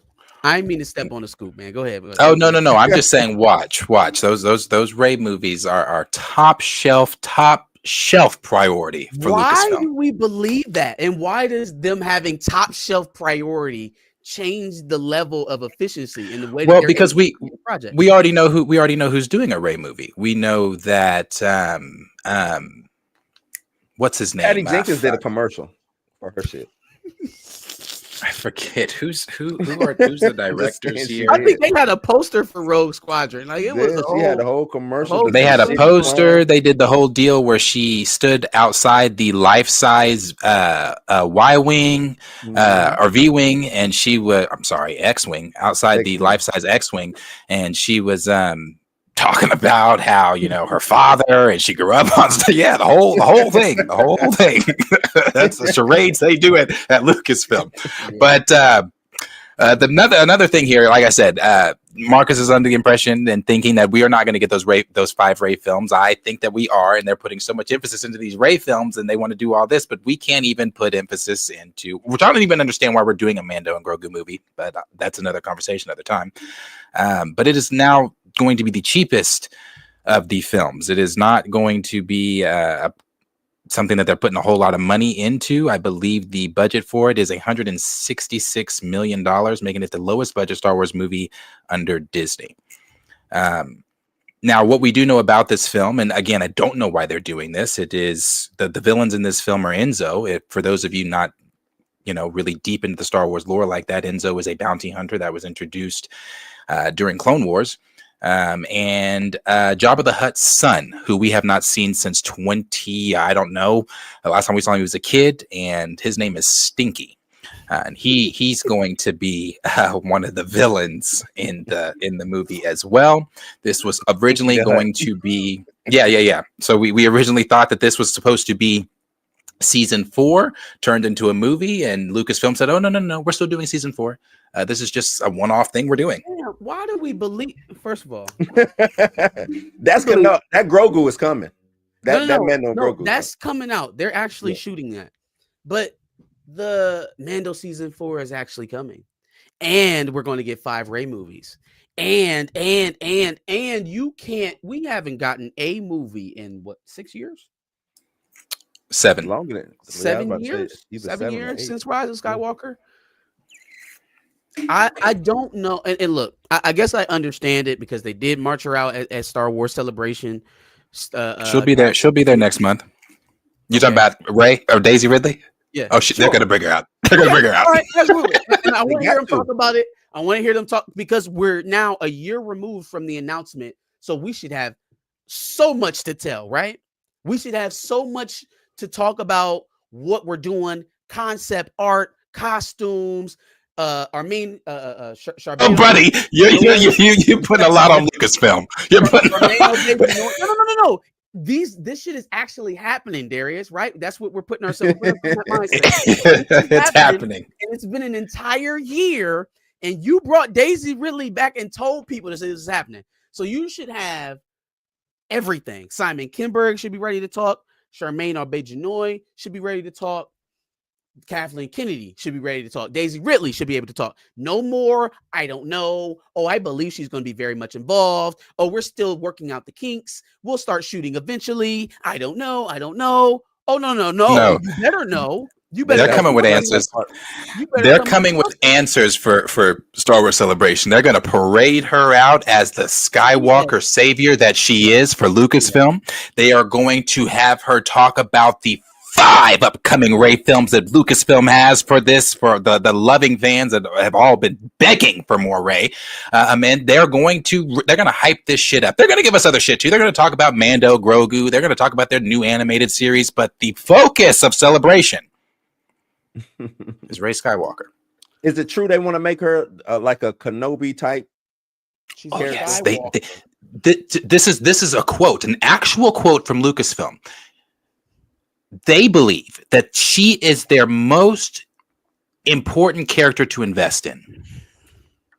Do with that information what you will. Their most valuable cinematic character is what they call her. And I mean, again, I told you that that is shit not did my $2 billion. problem. I can make it make sense in my head that Kathleen Kennedy thinks that that's true. I can make it make sense in my head that she has a gaggle of people in that company that will follow her and listen to everything she say and make that true. The problem is that the woman she can't do production. Like, she cannot make films. And I think she's proven that here, at least at this stage of her career. She cannot get a film from start to finish efficiently. And now you're telling me that she has a 5-movie arc planned with this, with one of the most unpopular lead characters in Star Wars history. Probably the most. Let's not hedge bets here. The most unpopular lead character in Star Wars history. I don't believe you. I believe it as much as Rian Johnson coming back and doing his thing right in between Patty Jenkins and Taika Waititi. I don't believe her because she can't get this stuff through the finish line, much less convince an audience to come out and pay for it. Now, if we get one Rey movie, it'll more than likely be the last. It'll more than likely be the last, because you know what'll happen? It's going to take Kathleen Kennedy 5-6 years to get that movie made. To get the next one to come. And by time, even this one, the one they're working on right now, it's already been a year, and Daisy really has no idea when they're shooting. Okay. So this movie might take about 5 or 6 years to get made. And by the time that time is run out, the calculation I think Bob Iger made is, you know what? This woman got all these big old plans, and I've watched her for the last decade try to get stuff to the finish line, and maybe 10% of it got through. So I'm gonna let her announce what she wants. I'm going to give her a 5-year deadline on her retirement, and by the time she's done with that first film, it'll be deadline. You out of here. Scrap the rest of that shit. Let's start over. This is how depth Lucasfilm is. I don't even understand this guest list. Now, I agree. That's fine. We will find out we'll find out April 18th, between April 18th and April 20th, what is exactly going on. Now, she's not on the guest list, and that's because she's a surprise. But she was already this guest. I was surprised last year. she's the surprise for the next 5. This guest list doesn't make any fucking sense to me. I get Ahmed Best coming. I guess because of the appearance he made the appearance he made. God, let Anthony Daniels rest. Why does C-3PO let this man rest? You got Ashley Eckstein that's going to be there. Obviously, voice of Ahsoka. Young Boba. I'll go ahead and share that. Young Boba Fett. You've got Andor going to be there. Doug's been in Lucasfilm for a long time, but he's behind the scenes. Unless you're just really into Lucasfilm like that, I don't know what the fuck. But Hayden Christensen's going to be there. You've got Mads Mikkelsen, Manny from Acolyte, Oscar Isaac, Poe, Sam Witwer. Coming, okay. Yeah, I don't understand the guest list, but we'll see what Celebration is really going to be about. I mean, if they're announcing Sam Witwer as Maul?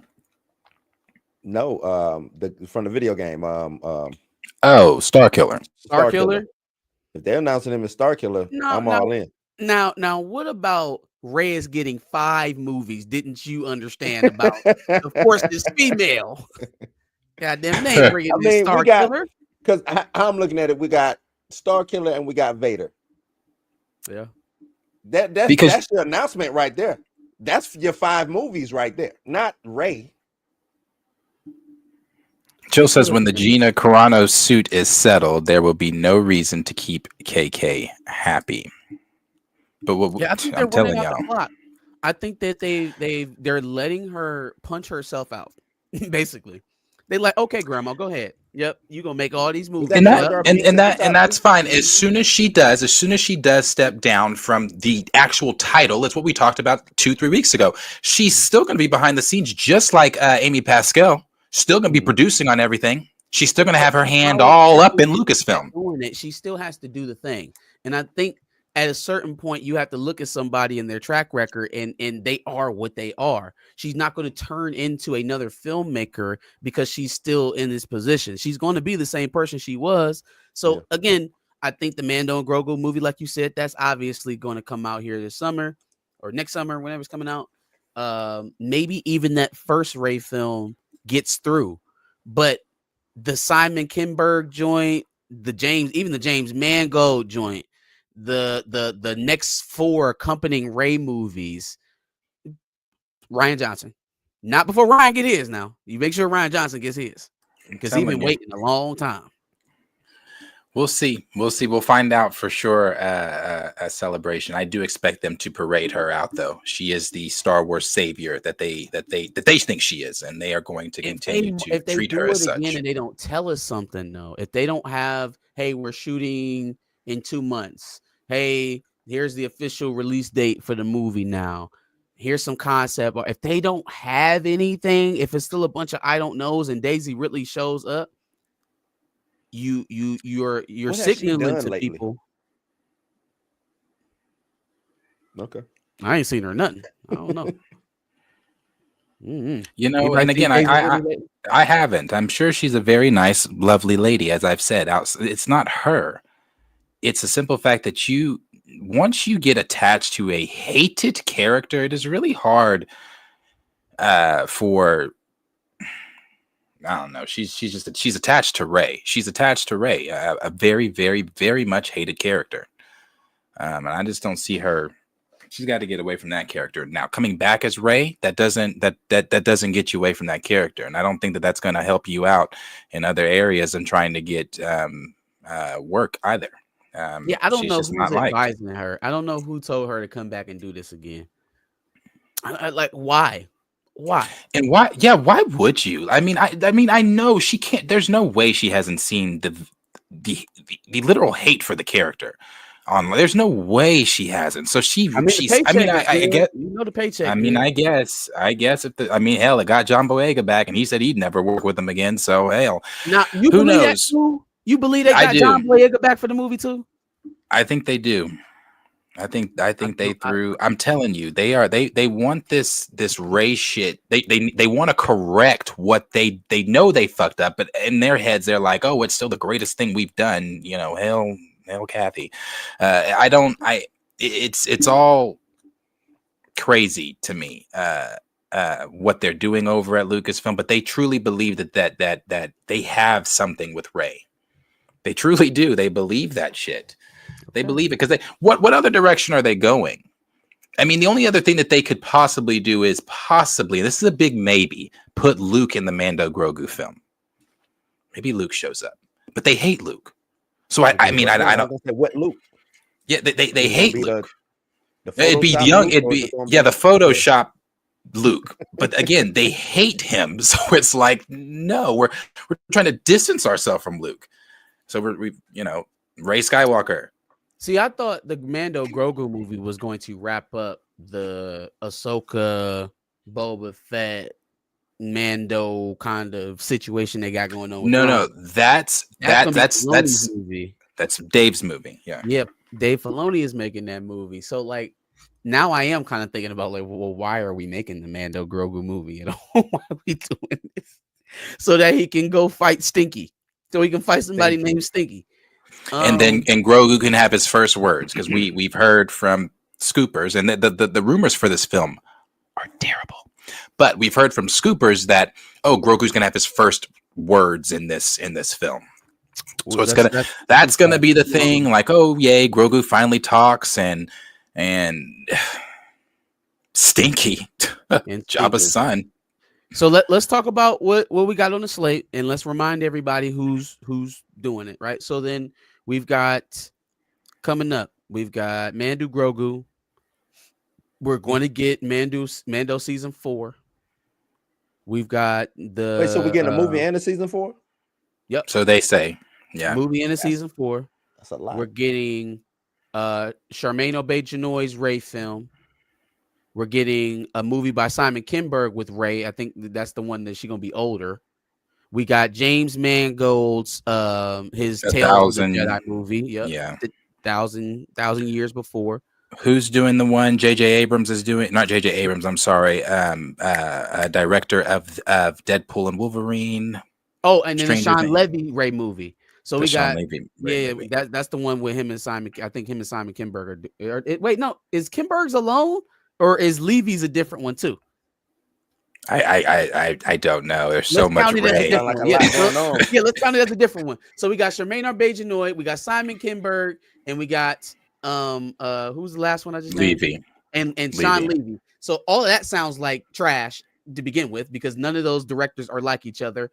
So and Gosling is in Levy's. Oh yeah, and I then believe. Ryan Gosling's going to be in the movie too, right? Don't forget that. Yeah. And then what am I? Oh, Dave Filoni's movie is coming in there as well.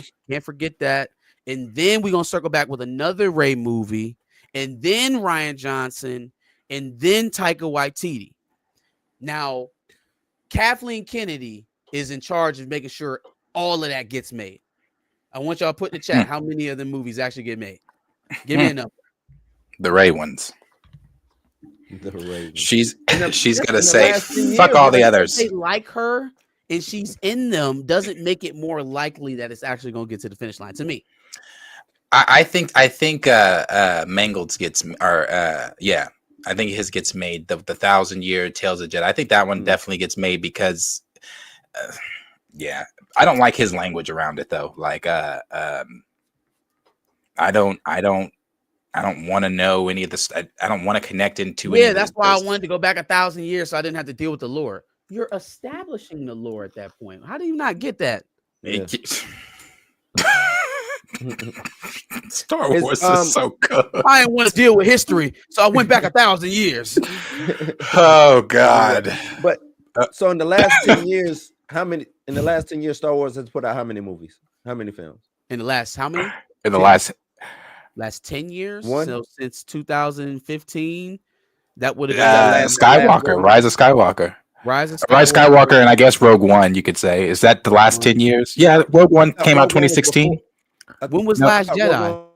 Nah, Rogue One is under Disney. It's under Disney. It's the best. It's their best film. No, I'm just saying. I thought it was before this last Rey movie. It was before. It was. Last Jet or Yeah. before Rise of But you Skywalker. just But saying is that not in the- they were close together? In that Last 10-year Jedi was time in that period? too. In the last 10? Yeah, because Last Jedi was 2018. Okay. So you had Last Jedi, Rogue One, and Rise of Rise of Skywalker. Skywalker. I'm just trying. Reason I'm asking that because that's a lot of movies, and yeah, they ain't did a lot in the past 10 years. So 2 of those movies are getting made: the Mando Grogu and maybe Charmaine Obaid-Chinoy. If they don't get, if that movie don't hit the dirt like it's supposed to, then it'll be that one. But if not, it'll probably Are we talking about a Charmaine Rey movie? If it don't, it's not gonna. Serious. She's never made anything close to a genre sci-fi superhero, anything like that. She's a documentary filmmaker. And Kathleen so is this gonna be found Kennedy is footage? pushing her along. They're not.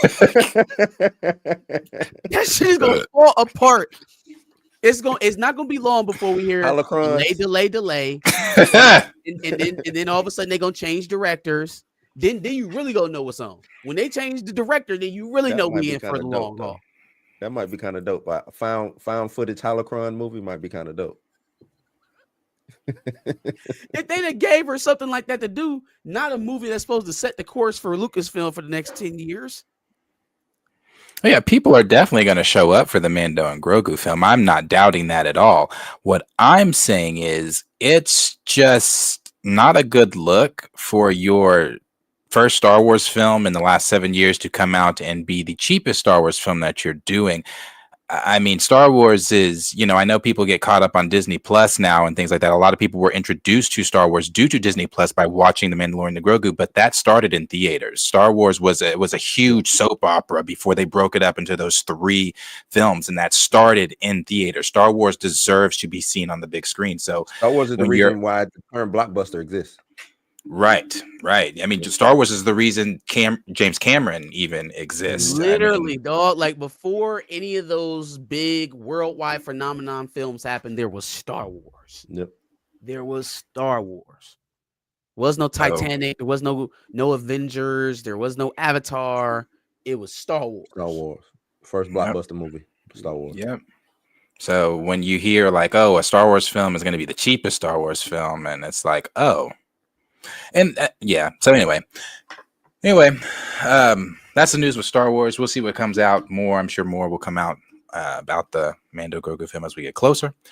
But the last thing that we got have one more here, question. My bad. There. Oh, go ahead. So why do people not like Dave Filoni? Star Wars universe, I think he's lost a little bit of favor, man. I think he has. He came in sure. very lauded, and I think a lot of people had good feeling towards him being involved. I think the longer he's been there and the longer his name has been attached to some of these stinkers like Acolyte, the way that the second half of Boba Fett went in terms of Mando and Grogu and how that whole thing with Luke Skywalker went, like they kind of give him the side eye, like, bro, his agreements with what's her name, director of Acolyte, his agreements with agreements with Headland putting in Plagueis, talking about objecting to that. They were just he has lost favor. I love Dave. I think that Dave is great. I think next to the maker George, Dave is one of the best things that we have. But Dave is a company guy. Dave is going to play by the rules. Dave is not going to badmouth Kathy. Dave is not going to go against Kathy. He is not going to object to Rey. Yeah, he's not going to do any of those things, even though he knows, like, bro, if we just reach behind us, we can pull story upon story upon story upon story. Right, that's how I know they think it's fake. It's not really about women's empowerment. She want to make movies the way she want to make movies, because Mara J is sitting right there.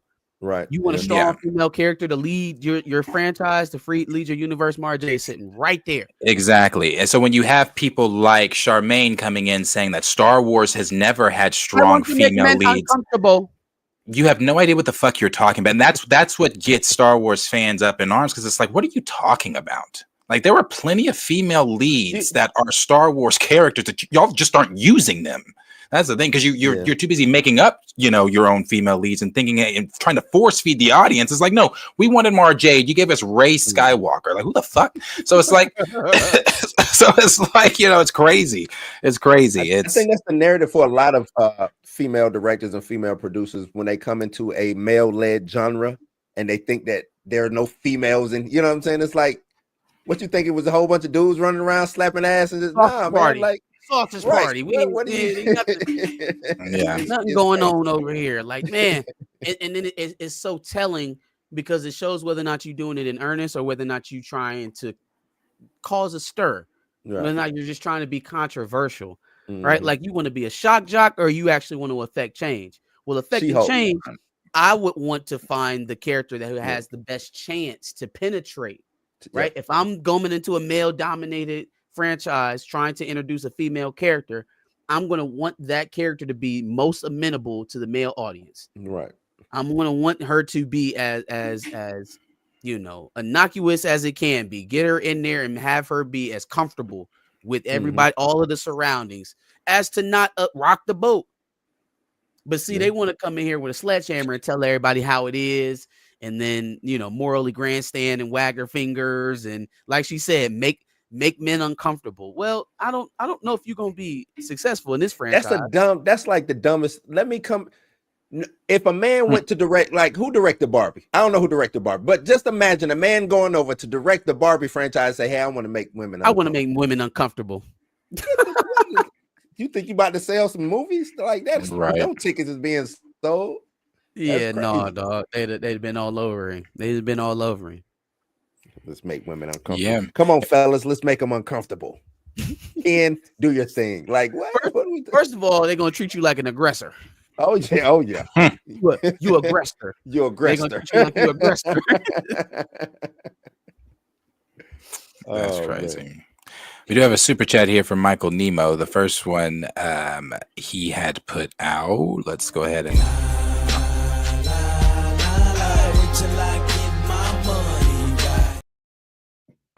but he had said, how many movies does Rose Tika is Rose Tika getting? I don't know that Kelly Marie Tran is ever. Yeah, she's one of those. For those that don't know, she's one of those that the Star Wars fandom bullied the fuck out the franchise. So this is, I think, on Mod Best. This is going to be his first time in front of the fans, maybe since Phantom Menace. After he got bullied in 99, 2000, not to, out of the fandom. They fucked that I up thought the he showed rug, up as too. something else. Didn't he show up as something else? He did show up in this most recent, Yeah. most recent episode of Mandalorian. But I think this is going to be his first time back in front of like the overall, just the fandom. And yeah, okay. Yeah. That's funny. But he also gave us another. We'll acknowledge that too.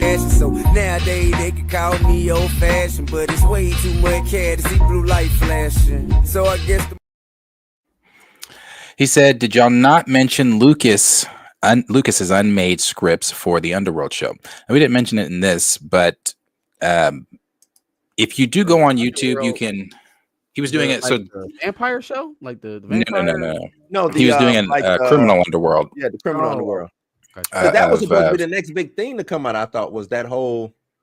That was George Lucas's whole thing, and they were going to cost 40 or 80 million an episode at the time.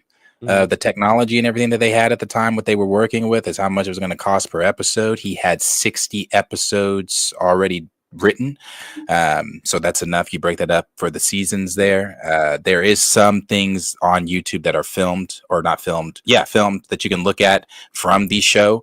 It just never took off. He ended up obviously selling to Disney, so but that was going to be and if you I forget his name. God, how am I blanking on his name? It's his right hand, the dude that was producer on all the films. I forget his name though, but he just did a recent interview talking about what it would have been, and he said there's no way Disney you could do that what George had planned on Disney Plus, because it was going to be sex, it was going to be violent, it's the criminal underworld of Star Wars. I mean, it was going to be what exactly it was going to be what you see in the books and the comics and things like that. I mean, you were not dealing with lightsabers and Jedi and you're dealing with scumbags and prostitutes and drug dealers. Yeah, exactly. but in space. So Disney just doesn't get it. They don't get it. So, but yeah, that would have been really dope to see. Really dope to see. Jill said I picked 2 Kanye songs in a row. Bad week for that. Yeah, bro is on a definitely Meds again. for sure. But the last thing that we have here on the list, and this one I'm going to kind of chill out on, but this is the killing of T'Challa in Marvel Comics. This is what was put out here. Actually, let me see if I can actually pull this part up. I did have that bookmarked. It just came out and said, and this is from Marvel Comics. It says the King of Wakanda is dead. I'm sure you've all seen this. The King of Wakanda is dead, leaving the world's most advanced technology, most precious metal, and cryptic vault of dark secrets unguarded, while triggering global conflicts amongst Marvel's heroes, villains, and mutants. So this is going to be a comic series that is reflecting the MCU and killing off T'Challa. So, gentlemen, thoughts? So my first thought is my first thought was anger. But then I thought about it for a little bit and I realized who's writing this book. Number one, it's Christopher Priest. Now, if they could convince Christopher Priest to kill off T'Challa, and that be actually what it is, like it's not a fake out, it's not a you know, a King of the Dead arc, it's not a T'Challa, you know, fake this death to get into Wakanda's version of heaven and or to the ancestral plane to talk to a family member, an ancestor, or some shit. I don't know. I just can't fathom that they went to Christopher Priest and pitched MCU synergy, and that's what got this man to come back and write a book for Black Panther for the first time in decades, or in a decade. How long has it been since Christopher Priest has wrote for Marvel for Black Panther? It's been more than a decade. More than a decade, yeah. So I just can't believe it. I can't. Because Priest did the first Marvel Knights Black Panther. I want to say since the first one. Damn. Yeah. I cannot wrap my head around that. Christopher Priest.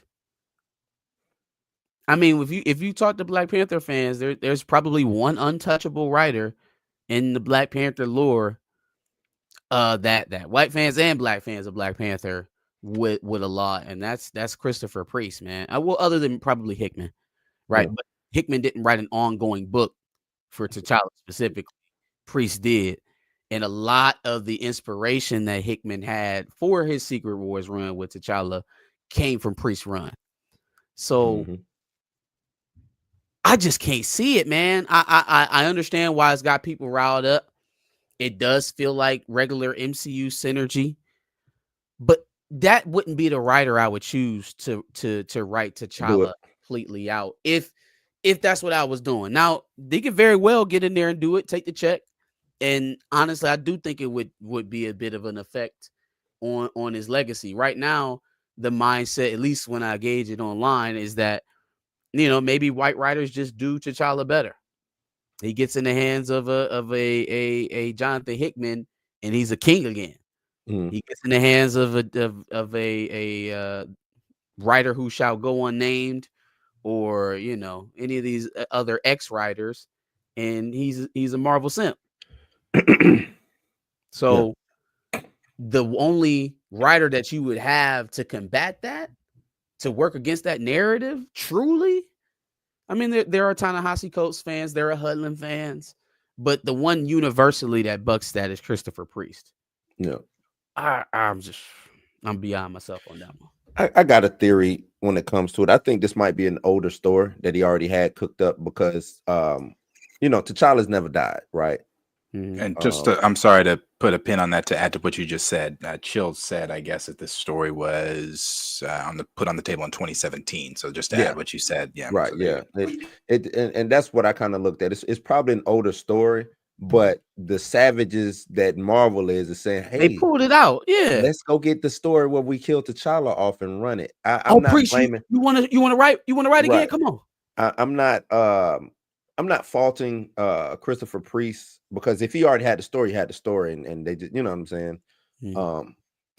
He's probably gonna do it. It's probably gonna be good as fuck. The thing is, it's probably gonna be a dope ass story. It's gonna be good. Like, this story is not a bad story. It's bad timing. That's the thing about it. It's like everything is lining up to say we don't give two fucks about T'Challa.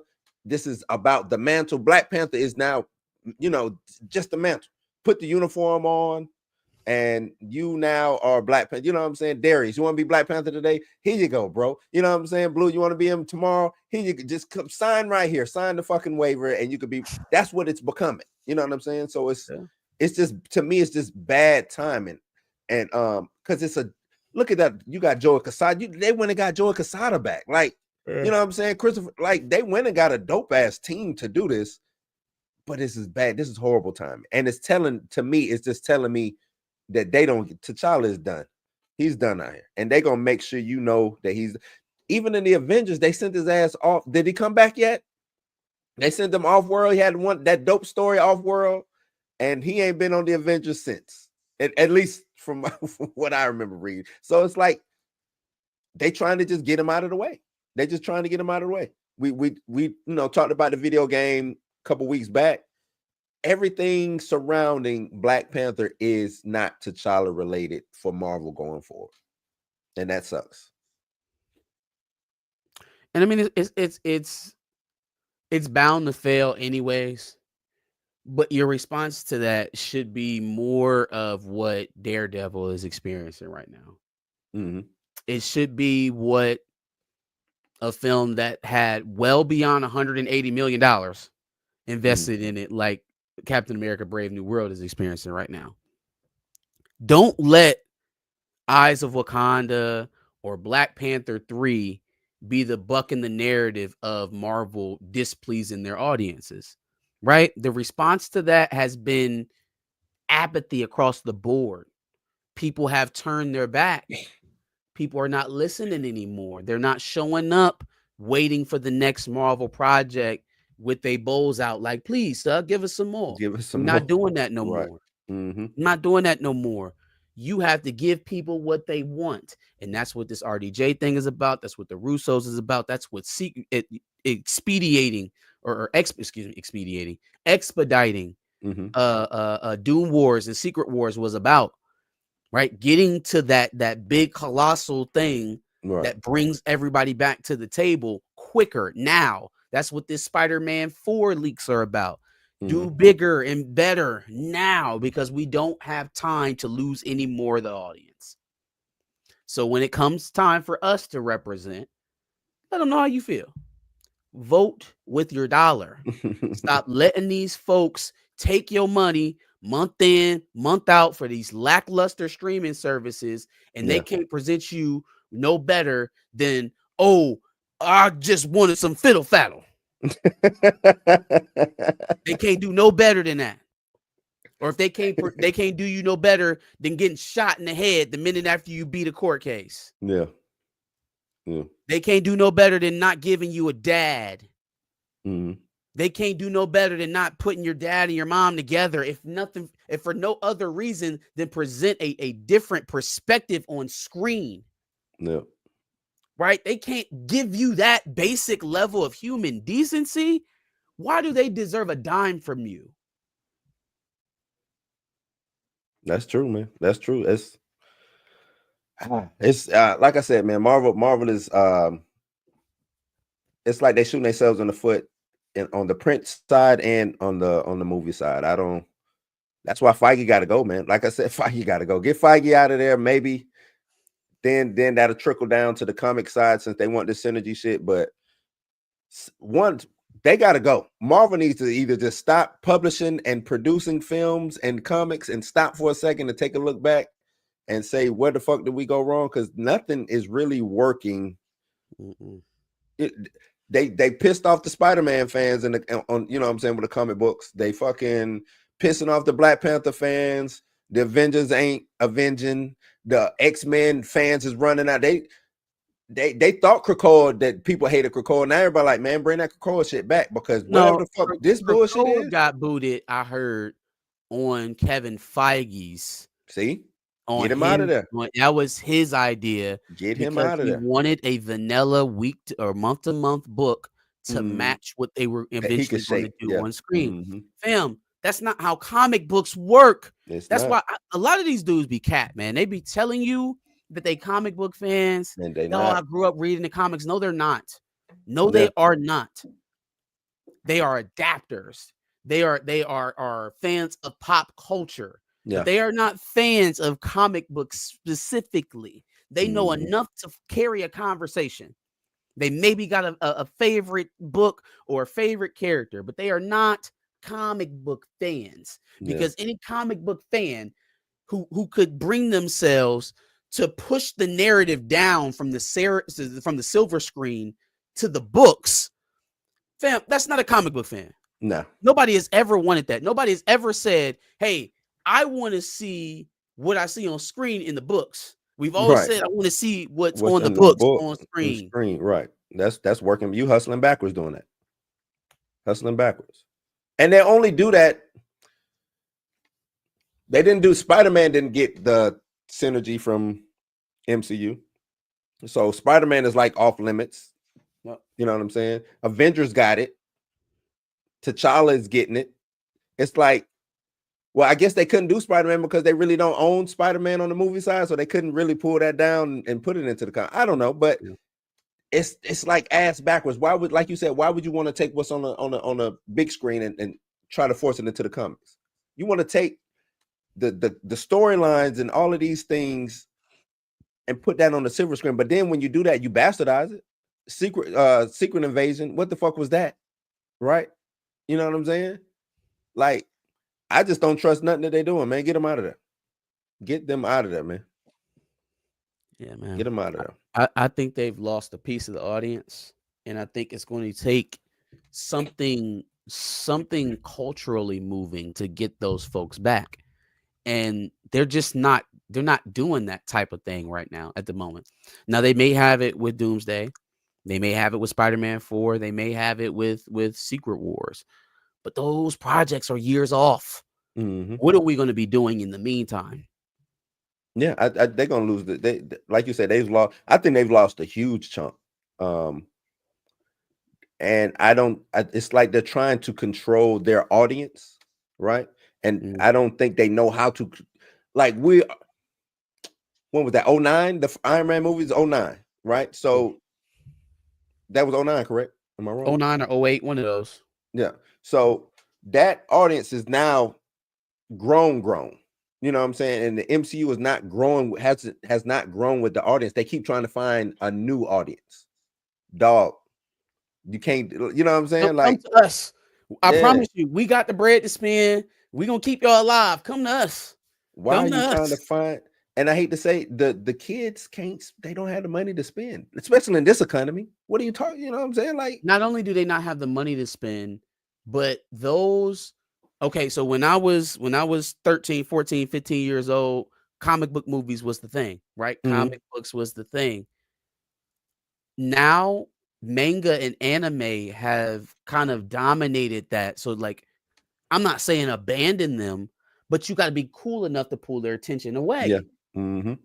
And if you're trying to compete at manga or anime's level, doing what you're doing, you're going to get washed. Why? It's Every going to day be of the like week. eating Wonder Bread versus getting them cinnamon rolls from Texas Roadhouse. It's not even going to be comparable. You know what I'm saying? It's not even the same thing. Nope. Any day. And it's crazy. Comic books is in a bad state right now anyway. Right? Just the selling of, the distribution of, it's not in places that kids even see them to buy them. You know what I'm saying? Nope. It's going to every place doesn't have a local comic book shop. Nope. So that's already taking one of your marketing tools away, right? Now you're also alienating your audience by getting rid of fan favorite things. It's like they got a glutton for punishment and they on the road to disaster, man. I'm just watching the party die, like Kendrick said. That's it. That's it. That's it. Yeah, for sure. What you got there? There say I'm checked out. I ain't even willing get it. No, I'm not on this. I'm out of the T'Challa conversation until something is official from Marvel Studios. I don't think that it's official from Marvel Studios. They are officially killing him in a Marvel yeah. Knights. Yeah, but I mean so much as exactly what their plans are for him within the MCU. This does not. I mean, I guess I'll say this, and I really don't want to go. I'm not going to go too in on it because the reason I'm staying out of the recast conversation until Marvel says anything official about his what's going to happen with him in the MCU is because I don't have anything positive to add to the conversation. I have nothing that's going to uplift the community. I have nothing that's going to have you leaving the stream on a positive, like, oh my God, that gave me hope. I don't have that for you. And I think the last time I spoke on that rubbed some people the wrong way. They want, and I get it, I understand, you want the hope. You want to hold on to that. That's great. And I'm going to let that everybody continue to have that. But as far as the conversation goes with this, I have to step back. So I'm not shocked by this. This is what I've been saying. I think the last thing I said about this topic was my theory is he's dead in every universe, and that includes the comic universe as well. So as more and more pieces go, and as more and more time gets closer to Doomsday, Secret Wars, Black Panther 3, you'll all wake up and see. You'll see. I've been awake. I'm awake. That's why I'm staying back. So this is just another in that we're killing your guy. Yeah. And so when we say he's dead in every universe, did the sickness it was a unit like a multiversal sickness? He got multiversal cancer and it killed all his other versions. The sickness. But not before he had a bastard kid though. Not only did he have multiversal cancer, but it only came after he had his son. I'm guessing it's probably going to be a kid in this story. That's my guess. My guess, this story has a kid, and there's a bastard, or I don't know if it'll be a bastard, but it's a kid involved in this story. I guarantee you. You know, I posted a tweet on this. I quickly deleted it though, but I remember I said that they don't. I mean, I really don't. They're showing you. They're showing you literally. They're telling you. They did it with the video game. They've now done it with the comic books. They've done it in the MCU. They've done it in X-Men 97 animation. You're not seeing them anywhere else. They're doing it every place you go. They're doing it in the Eyes of Wakanda. They're doing it in the Captain America video game. Everywhere you go, you're not seeing T'Challa. You're not seeing him in video games. You're not seeing him in comic books. Hell, you might go pick up a coloring book and he might be absent. You're not seeing T'Challa at all. I don't know what more evidence this studio has to give for people to finally say, holy shit, they really don't care like we do. It's really not as deep to them as it is to us. Well, what if it's not that they don't understand? What if they full on understand that Disney's not giving them what they want, but expecting at some point for them to see the results and change course? Like, it's one thing to say, okay, this person clearly doesn't want to give me what I want, and that's fine. That's why I've decided to take my ball and go home and start reviewing their stuff. But the point is to watch somebody cut their nose to spite their face. It's still a shock and awe. It's still a shock and awe, because you can tell me that you're gonna do what you want to do and it's your IP and blah blah blah blah. You okay, whatever, cool, go make the money. Then go make the money, because one thing I know that you're not gonna argue with me about, and one thing that can't be debated, is that they're there to make money off the IP. They'll shelve the shit before they put something out there that's not going to make money. So if they're continuing to make Black Panther content, that means they intend to make money off of it. And so at some point, whether it's the person stewarding it right now or someone else in the future, somebody's going to have the common sense to say, okay, oh yeah, yes, of course. I this track down the line, sure. If we want to talk years from now, it's a couple of years from now, maybe in their I don't even think in their reboot, but if you want to talk years from now, sure. I think that they do recast this character eventually, but again. Don't walk into Avengers Doomsday thinking you're going to see T'Challa, son of T'Chaka. Don't walk into Secret Wars thinking you're going to see T'Challa, son of T'Chaka. I'm gonna pull a Nate Moore. I'm not even gonna hedge my bets. Don't walk into Black Panther 3 thinking you're gonna see T'Challa, son of T'Chaka. I'm not even gonna hedge my bets. I mean, I look at it, guys. Look at it, and I get it. How you started that, Marcus. Like, it's not so much that it's that you want to put pressure on the studio, like, because it's like we're not giving you our money. We want T'Challa. I get, I believe that. Obviously, they want to make money.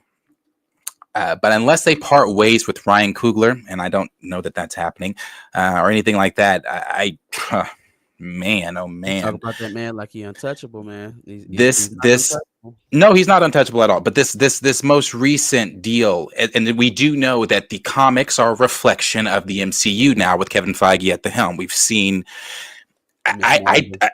this was a Kevin Feige deal. So this goes. I wasn't going to get into this. This goes back to what I even received from my source. I have been. The idea that Kevin Feige needs to be protected, that's one white man that black folks need to be protecting. This was a Kevin Feige decision. Make no mistake. Just like the Krakoa stuff and everything else. This was a Kevin Feige decision because he's dead in the MCU. We don't want to use him anywhere else. We're not using him in animation. You're not getting him in a video game. You're not getting him in comic. This was a Kevin Feige decision. So this came from the top. If that's the case, then that's in response to the push that he's been getting to recast the character. If that's his response to wanting the character to be recast, then we are headed towards a natural impasse, right? Mhm. If he's that headstrong about making it anti-T'Challa, the Black Panther mantle, right? Then he's headed for a head-on collision. They can keep playing coy about it and dropping rumors all they want, but when rubber meets the road and it's time for Black Panther to lead us into Secret Wars, and you put out Azuri or Toussaint, not only will you have tanked that film, but you will have tanked a franchise. So yeah, I agree with you. They do seem determined not to put him on screen, but let's deal with the results of that. Let's be honest about what the results are going to be. They're not going to turn $1 billion off of Azuri. They're not going to turn $1 billion off of Toussaint. And at this point, if neither one of them Secret Wars of Doomsday don't go over $1 billion, what are we even talking about here? Is there even an MCU that's viable enough to do that type of stuff anymore? Is it worth it to build up years and years worth of phases if they can't deliver on those movies? It's not. And I could be jaded, man, but I told you the MCU needs to stop. They need to stop. I know people looking at hey, no, let's do Secret Wars. No, I think they just need to stop. They just need to stop because it's become so convoluted. It's become so, the stories don't make sense. All the creators that they get to come in to direct and write don't know what's up from down. They don't know nothing about the lore, right? And I don't even know if they know what their demographic is anymore. I don't think they know. And I think that's what's really hurting them. They don't know their demographic, right? They don't know their demographic. And that's what's really killing them. That is what's really, when you come in and you do all of these crazy changes, it just ain't gonna work. Like you said, Toussaint and whoever's leading, and that ain't gonna work. It's not gonna work. Now, can I throw something here on that? Obviously this doesn't work to me either, but to the general audience. Nope. Because they've been feeding the general audience stuff now, and they not. What happened with Captain America? They're not just taking it. Wait, what do you mean the general audience isn't taking? They're not taking Anthony Mackie as Captain America. Oh, Anthony Mackie as Captain America. Sure. I'm talking about a black male in the Black Male Panther. No. You don't think so? No. Again, I know this is hold on. I know this is just one stream. I know that. But just when Josh mentioned it in his stream, there were 700, 800 people in there that were all like, yeah, as long as it's a black.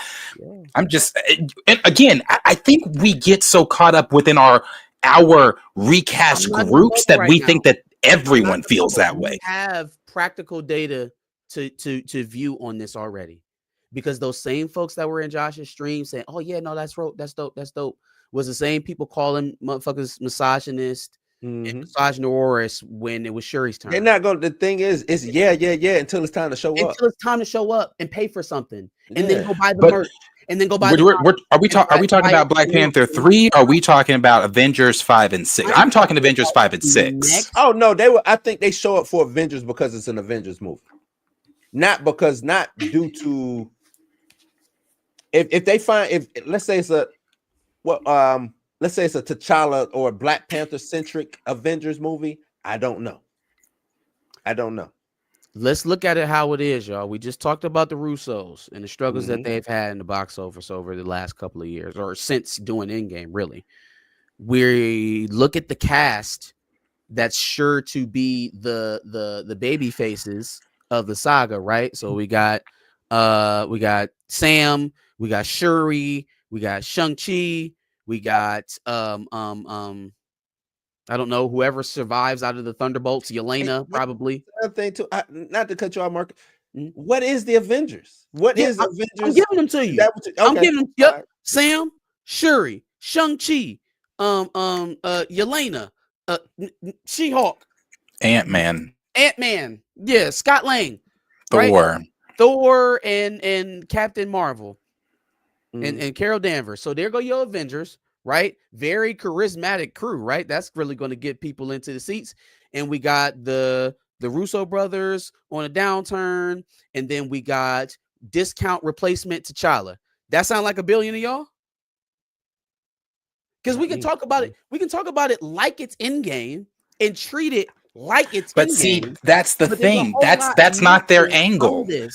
Their angle is not, okay, yes, the Avengers is a title. Yes, the Avengers is the title that gets people, but their angle is RD fucking J. That is their angle. That's what they're putting all their eggs in their baskets for. And their angle is also, hey, Chris Evans is back, but it's not your Captain America. Hey, Scarlett Johansson is back, even though she said she's not. Oh, but it's not your, it's going, I'm telling you. That, like, in the marketing leading up, like, that's not going to be a reveal, a surprise. They're not going to hold that part of it back. I don't think you have to. I think they definitely hold that back, but I think the marketing tool itself is Dr. Doom, is RDJ. I think that is the marketing tool itself. I think that's their bread and butter. They want people. They think that whatever this story is that they have is going to be enough, because it's, especially now that you've tied it to Tony Stark, and I'm sure they're going to play that in the trailer, so having old scenes from Endgame like they were doing with Captain Marvel, and it had shit to do with Endgame, all that shit like that. They're going to play on all that, and it's going to get the speculation. Oh my God, how does this connect it to? So connect to what? They can go Tony, Endgame, all of that. They can do that. And I'm sure that there's an audience that will be intrigued. What we are talking about right now are two films that have to write the course of the last two phases of the MCU. It's not that it has to be good. It's not that it has to be entertaining. It's not that, what we would want to see out of it if it's not have T'Challa in it, and it absolutely tanks. That's not what we have to. That's not the level of success we're talking about here. We are like, if they don't prove, after bringing back RDJ and having them playing one of the most historic villains in your lore, after bringing back the two most prolific directors that you've had under this umbrella, other than James Cameron, and I don't think Spielberg's ever done a Disney movie. So other than James Cameron, they're the most prolific, right? Because they had Endgame and Infinity War. Didn't Spielberg do Willow? My bad. Go ahead. My bad. Did he? I think that's he did. Nasty. That's crazy. Okay, that's nuts. Is Willow not George Lucas? It's Lucas. Lucas produced property. Spielberg, I think I see. directed it. Yeah. So they're doing all of that. It feels like a Hail Mary. We've established that. If they don't deliver, there's so much built up on people's reputations and what you've been able to do. Yet there's very little proof of concept that they can still do it today. Mm-hmm. Right? I don't think they can afford not to hit $1 billion with those movies. And that's the bad thing. Yeah, narratively, that's the bad thing. They can't afford not to have it be an absolute smash. Yeah. Daredevil not leading the streaming charts right now is doing them so much more damage to the Thunderbolts, because it's confirming to that general audience that you're talking about, oh, this shit is no longer cool. Mm-hmm. This shit is no longer cool. But I'm talking you, but see, you're putting the general audience with a Daredevil streaming show with Disney Plus. We're talking, we haven't seen the Avengers on screen since 2019. Right, but it's not going to be the same Avengers we know. It's going to be Shuri, Sam, and the that. Mary Again, I get you. There's the saying that is where RDJ comes in. And especially if you're tying him to Tony Stark, I mean, It better be good. I was about to say, they're the it's main gotta be guys, though, good. Darius. Like, yes, we may have the evil version of the original Avengers Yeah. show up, But it better but be they good. aren't the main draw. They're the heels. There's still going to be Anthony Mackie and Letitia Wright and Brie Larson. yes, you're driving doing the all truck. that. You're an event. Yes, you're doing all that, but you also are going to be throwing in your Hugh Jackman Wolverine. You're throwing in Tobey Maguire Spider-Man. You're throwing in all these other variables that are going to be showing up because it is Secret Do Wars. all of this coherently. Again, what are they? I don't know. I'm not. But trust me, I'm not. I want to make my position clear. I'm not defending Marvel. I'm simply. No, I get. Go ahead. I get your draw. My thing is trying to put it together. That's why I'm saying it better be good. Like if that first Avengers movie, if they can it better be piece it all good together and it's good with this RDJ is the draw, and we got Hugh Jackman and we got the dude who played Iceman in the first X-Men movie. So like if all of these pieces come together and it's because like Marcus, we got all of these Avengers that we gotta handle too. We can't just have people Hugh Jackman show up for 5 seconds, stab somebody, and run off. What are we doing with? Why is he even in here? If that's all. And see, and I don't think that it's, you know, and I'm just now going off of what Scoopers and Alex and them said. I don't think it's going to be this one-off deal where, you know, the every character that they've shown, especially with the Russos just recently saying that Marvel Studios gave them trading cards of all the characters so they know, you know, who's all they need to use, who's all got to be in the films and things like that. And they said that, and they also said that every character that is so far been used in the MCU and thus since Endgame is going to be used properly and all that kind of stuff. They just did a whole big interview. But I think their whole thing, their angle here that they're trying to go off is they're going to use all the characters that they can. Everybody's going to play a specific role. I don't think anybody's coming in and just coming in and then going out. You've got the Fantastic Four from their movie. You've got the X-Men, wherever they are with Monica. You've got whoever these new Avengers are going to be, multiversal folks. And then whatever the fuck they're doing with Doom and his team.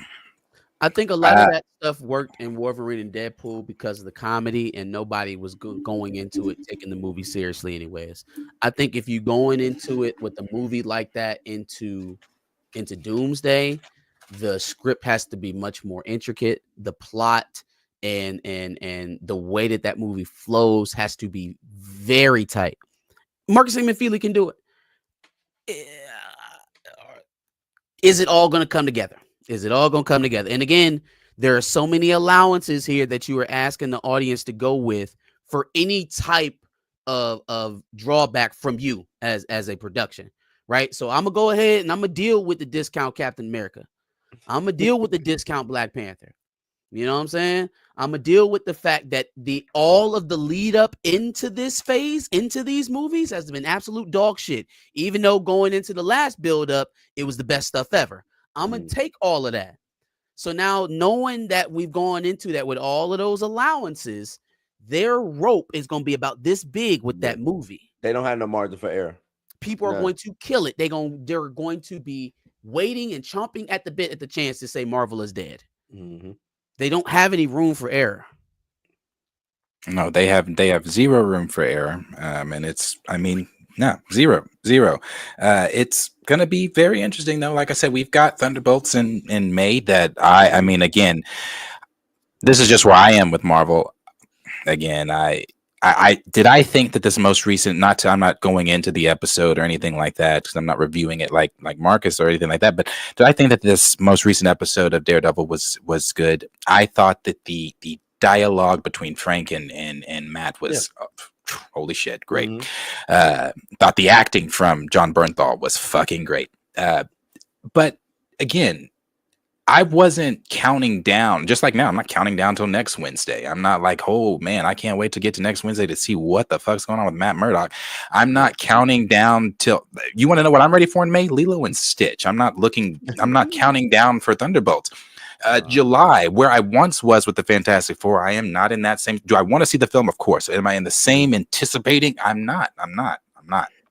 I'm not even anticipating the Avengers.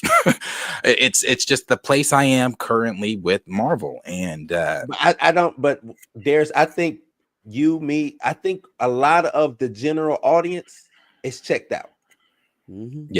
I think a lot of that. A lot of people. Oh well, the general audience. I think they are gone and moved on to something else. That's what That was you know my what I'm saying? point in bringing up Daredevil, is that they were so keen to drawing back in those normies that you were talking about, that they made this show a 1-to-1 to the Netflix series. They went back and totally reworked it. They brought in all the characters that they left out originally. Everybody that was supposed to be missing got brought back in. Bullseye, John Bernthal's Punisher, Yep. Karen, Foggy, all of them. They got all of them back in here and tried to make a 1-to-1, and people don't care. They just don't care. They don't care. They're not I don't- watching anymore. It's going back to the days of where only the hardcore Marvel fans are watching the shit anymore, which is probably where it was at its best anyways. Yeah. So now, do they adjust to serve the audience that's left, or do they desperately try to cling on to what they right. lost? And the I think they go ahead. Well, that RDJ situation, like when he was announced, and it was the roar.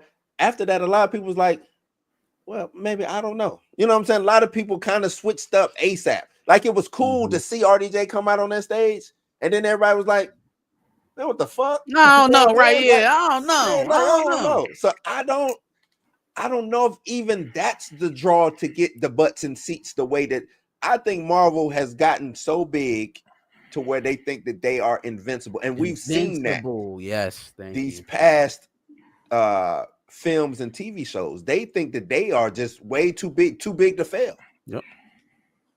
And it's Yeah. I think that's what it is. Yeah, they are in such a, they started, which we've said before, they started that phase 4, thinking that their shit didn't stink, thinking that, hey, we can put out a spinoff of a spinoff of a spinoff, and these motherfuckers are going to eat that shit up. And they are now living in the hole that they've dug. Now, do I think, like Marcus said, do they adjust? I think they double down. I'm sorry, I do. I think they do, because I think of them. I'm looking at Marvel now the same way I'm looking at Kathleen Kennedy. They're aware. They know what the what the fans are wanting. They are aware of the conversations online. They are aware of what the fans want to stick and what the fans want to get rid of. Just like Lucasfilm, they know we hate Rey. But yet they want to say, hey, let's give you more Rey. They know we have hated the last 5 years of Marvel. They know that there's been and yeah, it was addressed in Deadpool and Wolverine, but are they going to really, make the adjustments? Are they going to do anything? Was it addressed what Deadpool and Wolverine just more as a like, okay, yeah, we hear y'all, but and that was mostly Reynolds and Levy. That wasn't an internal Disney project. Like, they assisted.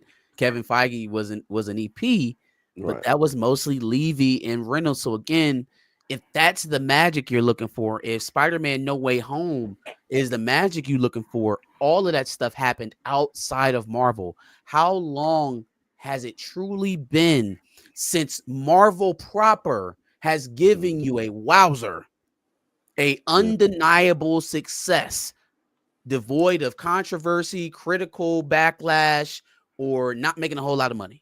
When is the last time they had one of those? They haven't. Maybe. It's been some time. What were you gonna say? Do we count Dr. Deadpool? Strange? Oh, so I liked Multiverse of Madness. I know a lot of people that didn't. It made about 800. I'm sorry. You saying, was the question the last time like there was big conversation around a Marvel film? The last time they had a undeniable win from Marvel Like a proper, success, that wasn't a Sony project, that wasn't Ryan Reynolds and his production company. Oh, okay. Well, when you said not a Sony project, that takes the Spider-Mans out, and that takes out Deadpool and Wolverine. And I can't say Multiverse of Madness because that film was majorly split. There were people that hated that film. There are people. I'm one that liked that film. I won't say I love that. I love Wanda in that film. Let me put it that way. I watch it for Wanda. Her shit is just phenomenal.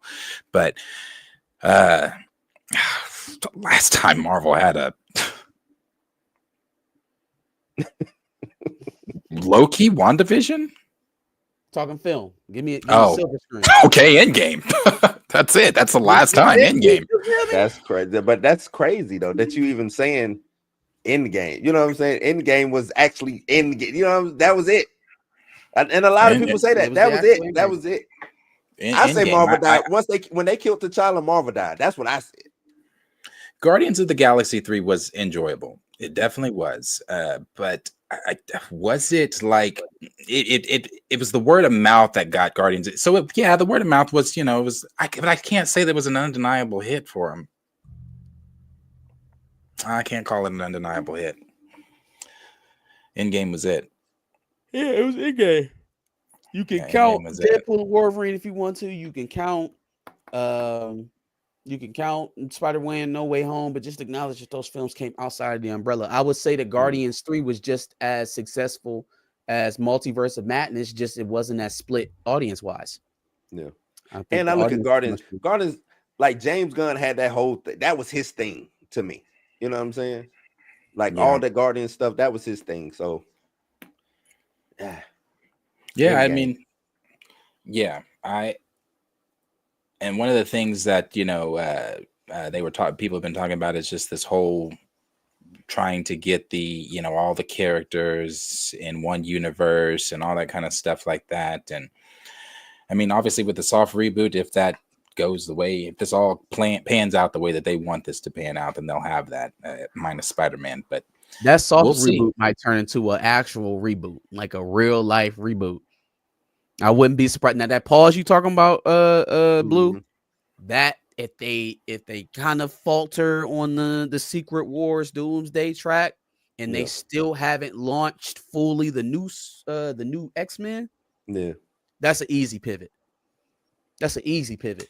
Like I thought they should have pivoted. I thought that should have been the main focus coming out of Endgame for me. Fantastic Four X-Men should have been your focus, not let's give you 18 multiverses. We have a 5-year plan, and our plan is to do nothing for 5 years, literally. To do nothing for 5 years. For 5 years to do nothing. I mean, I look back on the Disney Plus shows, and every single one of them, outside of WandaVision and Loki, are inconsequential to the current state of the MCU. Inconsequential as fuck. Yeah. Name. Yeah, I was gonna say name something in these series. Will end up being some. Well, no, because Kang is gone. I was gonna say the Conqueror is gone.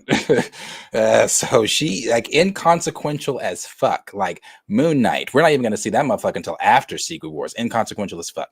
The Secret Invasion. What was even that? I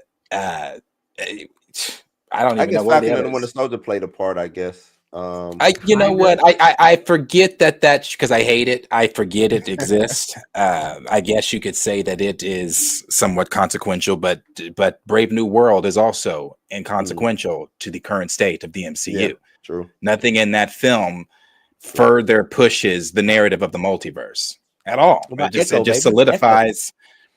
Oh God, I forgot about that one too. I forgot all about Echo. So I forgot so much about Echo that I forgot Daredevil was even in that show, because somebody was like, "Oh, he showed up in Echo," and I was like, "Yeah, did he for real?" He did. I had to go back and watch the scene on YouTube. He did. So is that where what's the name Fisk was at the whole time when he was talking about? I left my. Oh, okay, cool. Yeah, cool. Yeah. So they're in a spot. They're in a spot. I would highly suggest, for those of you that have not ventured into the Invincible world, if you're looking for something that is phenomenal, go. Yeah, if you want to distance yourself from the fatigue that is currently Marvel's, go watch Invincible. Invincible was a return to form in season 3, and God, so good. But yeah, we'll tackle these last few super chats here, and then we'll call it. Let's see. I think Michael Nemo gave. Raymond, don't act like Chillmonger. Watch a full season and then tell me you don't like it. Now I don't see how you can't get it. And the thing is, Invincible's story is huge, man. We ain't even cracked the first volume. Everybody keeps saying that, and that's really blowing my mind because I feel Yeah. like we've had a lot of development We already. ain't even cracked the He said we volume. ain't even Yeah. did nothing yet. Yeah. See, I didn't read the comics or anything like that, but after the second season, I dove into YouTube videos, diving into the lore, diving into Mhm. different things like that. Something that they're doing in season 4 that's not in the comics Yeah. is this deal with Demon. Yeah. They're doing the Dark whole Blood. Dark Blood. This shit's gonna be very interesting. Very interesting. I Who do you think he highly was suggest. talking about when he was talking about we could bring him I think here? Was he talking Conquest. about Nolan?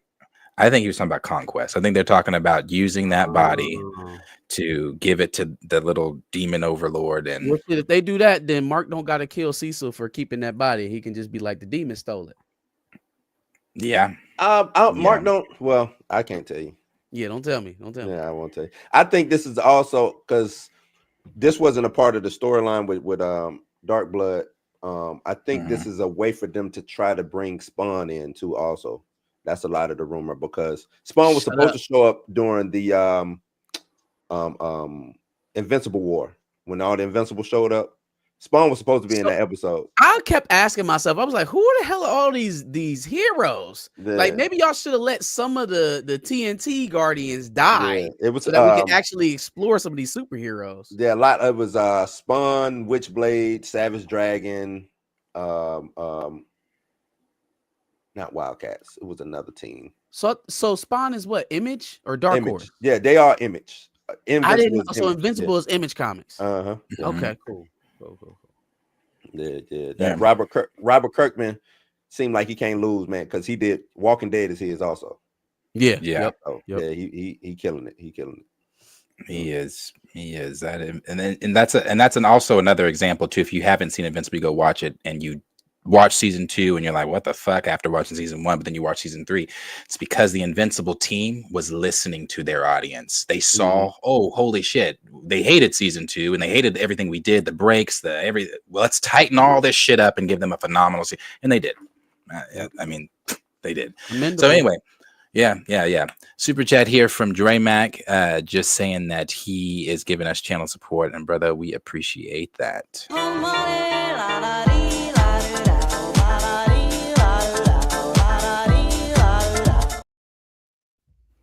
Definitely appreciate that. Obviously, everybody, make sure you're watching the Dre Mac show. He is streaming Monday through Friday every morning.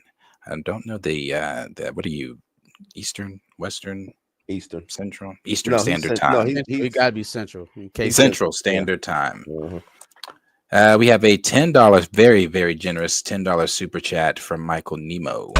Ric Flair drip, go woo on a bitch. 5790 spit the coupe on my wrist. Multi-million dollar, I'm a fool. Or he said Han Solo killed the who? You done? Done. Ancient One made female. Marvel made female. Icarus made evil. Cad Bane dead. Luke Skywalker dead. I think he's just naming all the things that's bad. Thor a joke. Drax a joke. Korg a joke. Is Korg a real character? Yeah, Korg was a real character. That's the one that Taika Waititi was voicing? Yes. Yep. I thought he made that shit up. Okay. That was actually one of Thor's first villains was Korg. Yep. Wow. And he turned him into that. We deserved what we got from Gore to God Butcher. We deserve it. We deserved it. We deserved it because we sat up there and watched that man do that and thought, no, we all right. We in good hands.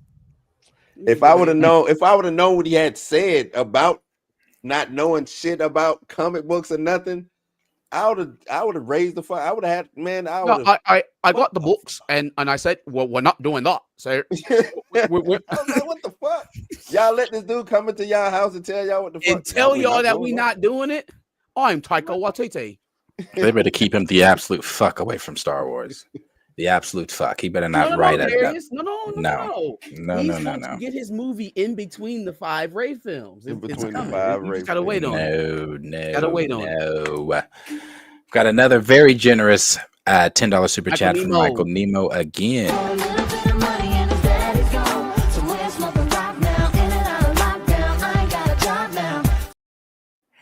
where he I'm not said, against it. That was dry. I don't know what they did. Latin man here, and I remember the gasp and shouts when BP first appeared in Civil War. I could feel it in the theater, black or not. It's crazy Disney doesn't cash in on that utter charm. Agreed. They don't care about black folks, man. Agreed. don't They care. do not. They do not. I feel like we had another one. Was that the last one? I feel like there was one down. No, that was it. Okay. Yeah. So, yeah, thank you for the super chats, Michael Nemo. Thank you for the super chats also from Dre Mac. And I think was that our only ones from Dre Mac? Michael Nemo. Return of the Mac. Return of the Mac. Oh, yeah. I just want to Yeah. say Oh, one my thing. God. Marvel doesn't care about black people. Look, man, think about it. Luke Cage shut Netflix down. Not one mention of Luke Cage. Not one mention. Not no nothing. Not no aid. That might be a viable thing. Puma Lee as well. Oh, you got super chat for Puma Lee. Yeah, just thanking him for that. Yeah, no, you're right. He shut down. Now we got all this Defenders talk, and I don't know if I seen Mike Coulter say anything. He came out yesterday and said something. Yeah, Really? he recently That's said crazy that timing. Yeah. Crazy timing. he'd be He did come out interested to yesterday. do it. Yeah, he said But he did say originally that he wasn't gonna do it. Originally, he was like, "Nah, I'm good." Now, he's Well, That's why I once they said- got to talking about bringing back all the Defenders, I was hoping they was gonna reach out to him anyway. It's just if nothing else, out of respect. Like, hey, we ain't just gonna put everybody back in here and at least not circle the block, you know. Marvel is just a bunch of bad decisions in a fucking bag. Yeah, if y'all was gonna forget somebody, forget Iron Fist. You get Iron Fist. Get Iron Fist. Steph suffered a pelvic contusion. What does that mean? Oh Somebody my punched it in the neck? god. No, this fall is pretty hard. Oh. God damn, bro. We've been doing pretty fucking great. And that's all we needed. After an interview where Jimmy was just saying we got to protect our leader. God damn. Leader went down. So much Out for the that. game. Yeah, that's crazy. Oh shoot! Well, guys, Michigan is up by 1 on UC Davidson or UC San Diego with 22 seconds left. So let's wrap it up. Yeah, we got to wrap that. So anyway, we do appreciate everybody being here. We're not done. Get that out of here. We're not done. Hey, don't underestimate Steph-nificent, Steph-tacular, all of it. We're not done. Go ahead and check out Spoiler Kings. They are, believe they are on currently. You can go check them out and watch what they are reviewing. Check out Dre Mac in the mornings. You can come back and check us out on Thursday. I should be live next week if I'm not tomorrow. I am back next week. Needed time, but I'll be back next week. And then if you're new here, like what you saw, like, subscribe, share with your friends, and we appreciate every single one of you guys being here this evening. We will talk to you guys all. If I can navigate this, Yeah, cue to Josh. Follow the Pantheon Clips channel. Do that. I got the Clips channel. There we go. Follow the Pantheon Clips channel. There you go. Blah blah blah blah blah. Peace out. Hey, I've been watching y'all every single time on Thursday and Friday because I swear to God, y'all switch up every now and then. But rock out. I'm fucking with it. I'm out. Thank you, Josh. Appreciate it. All right, dog.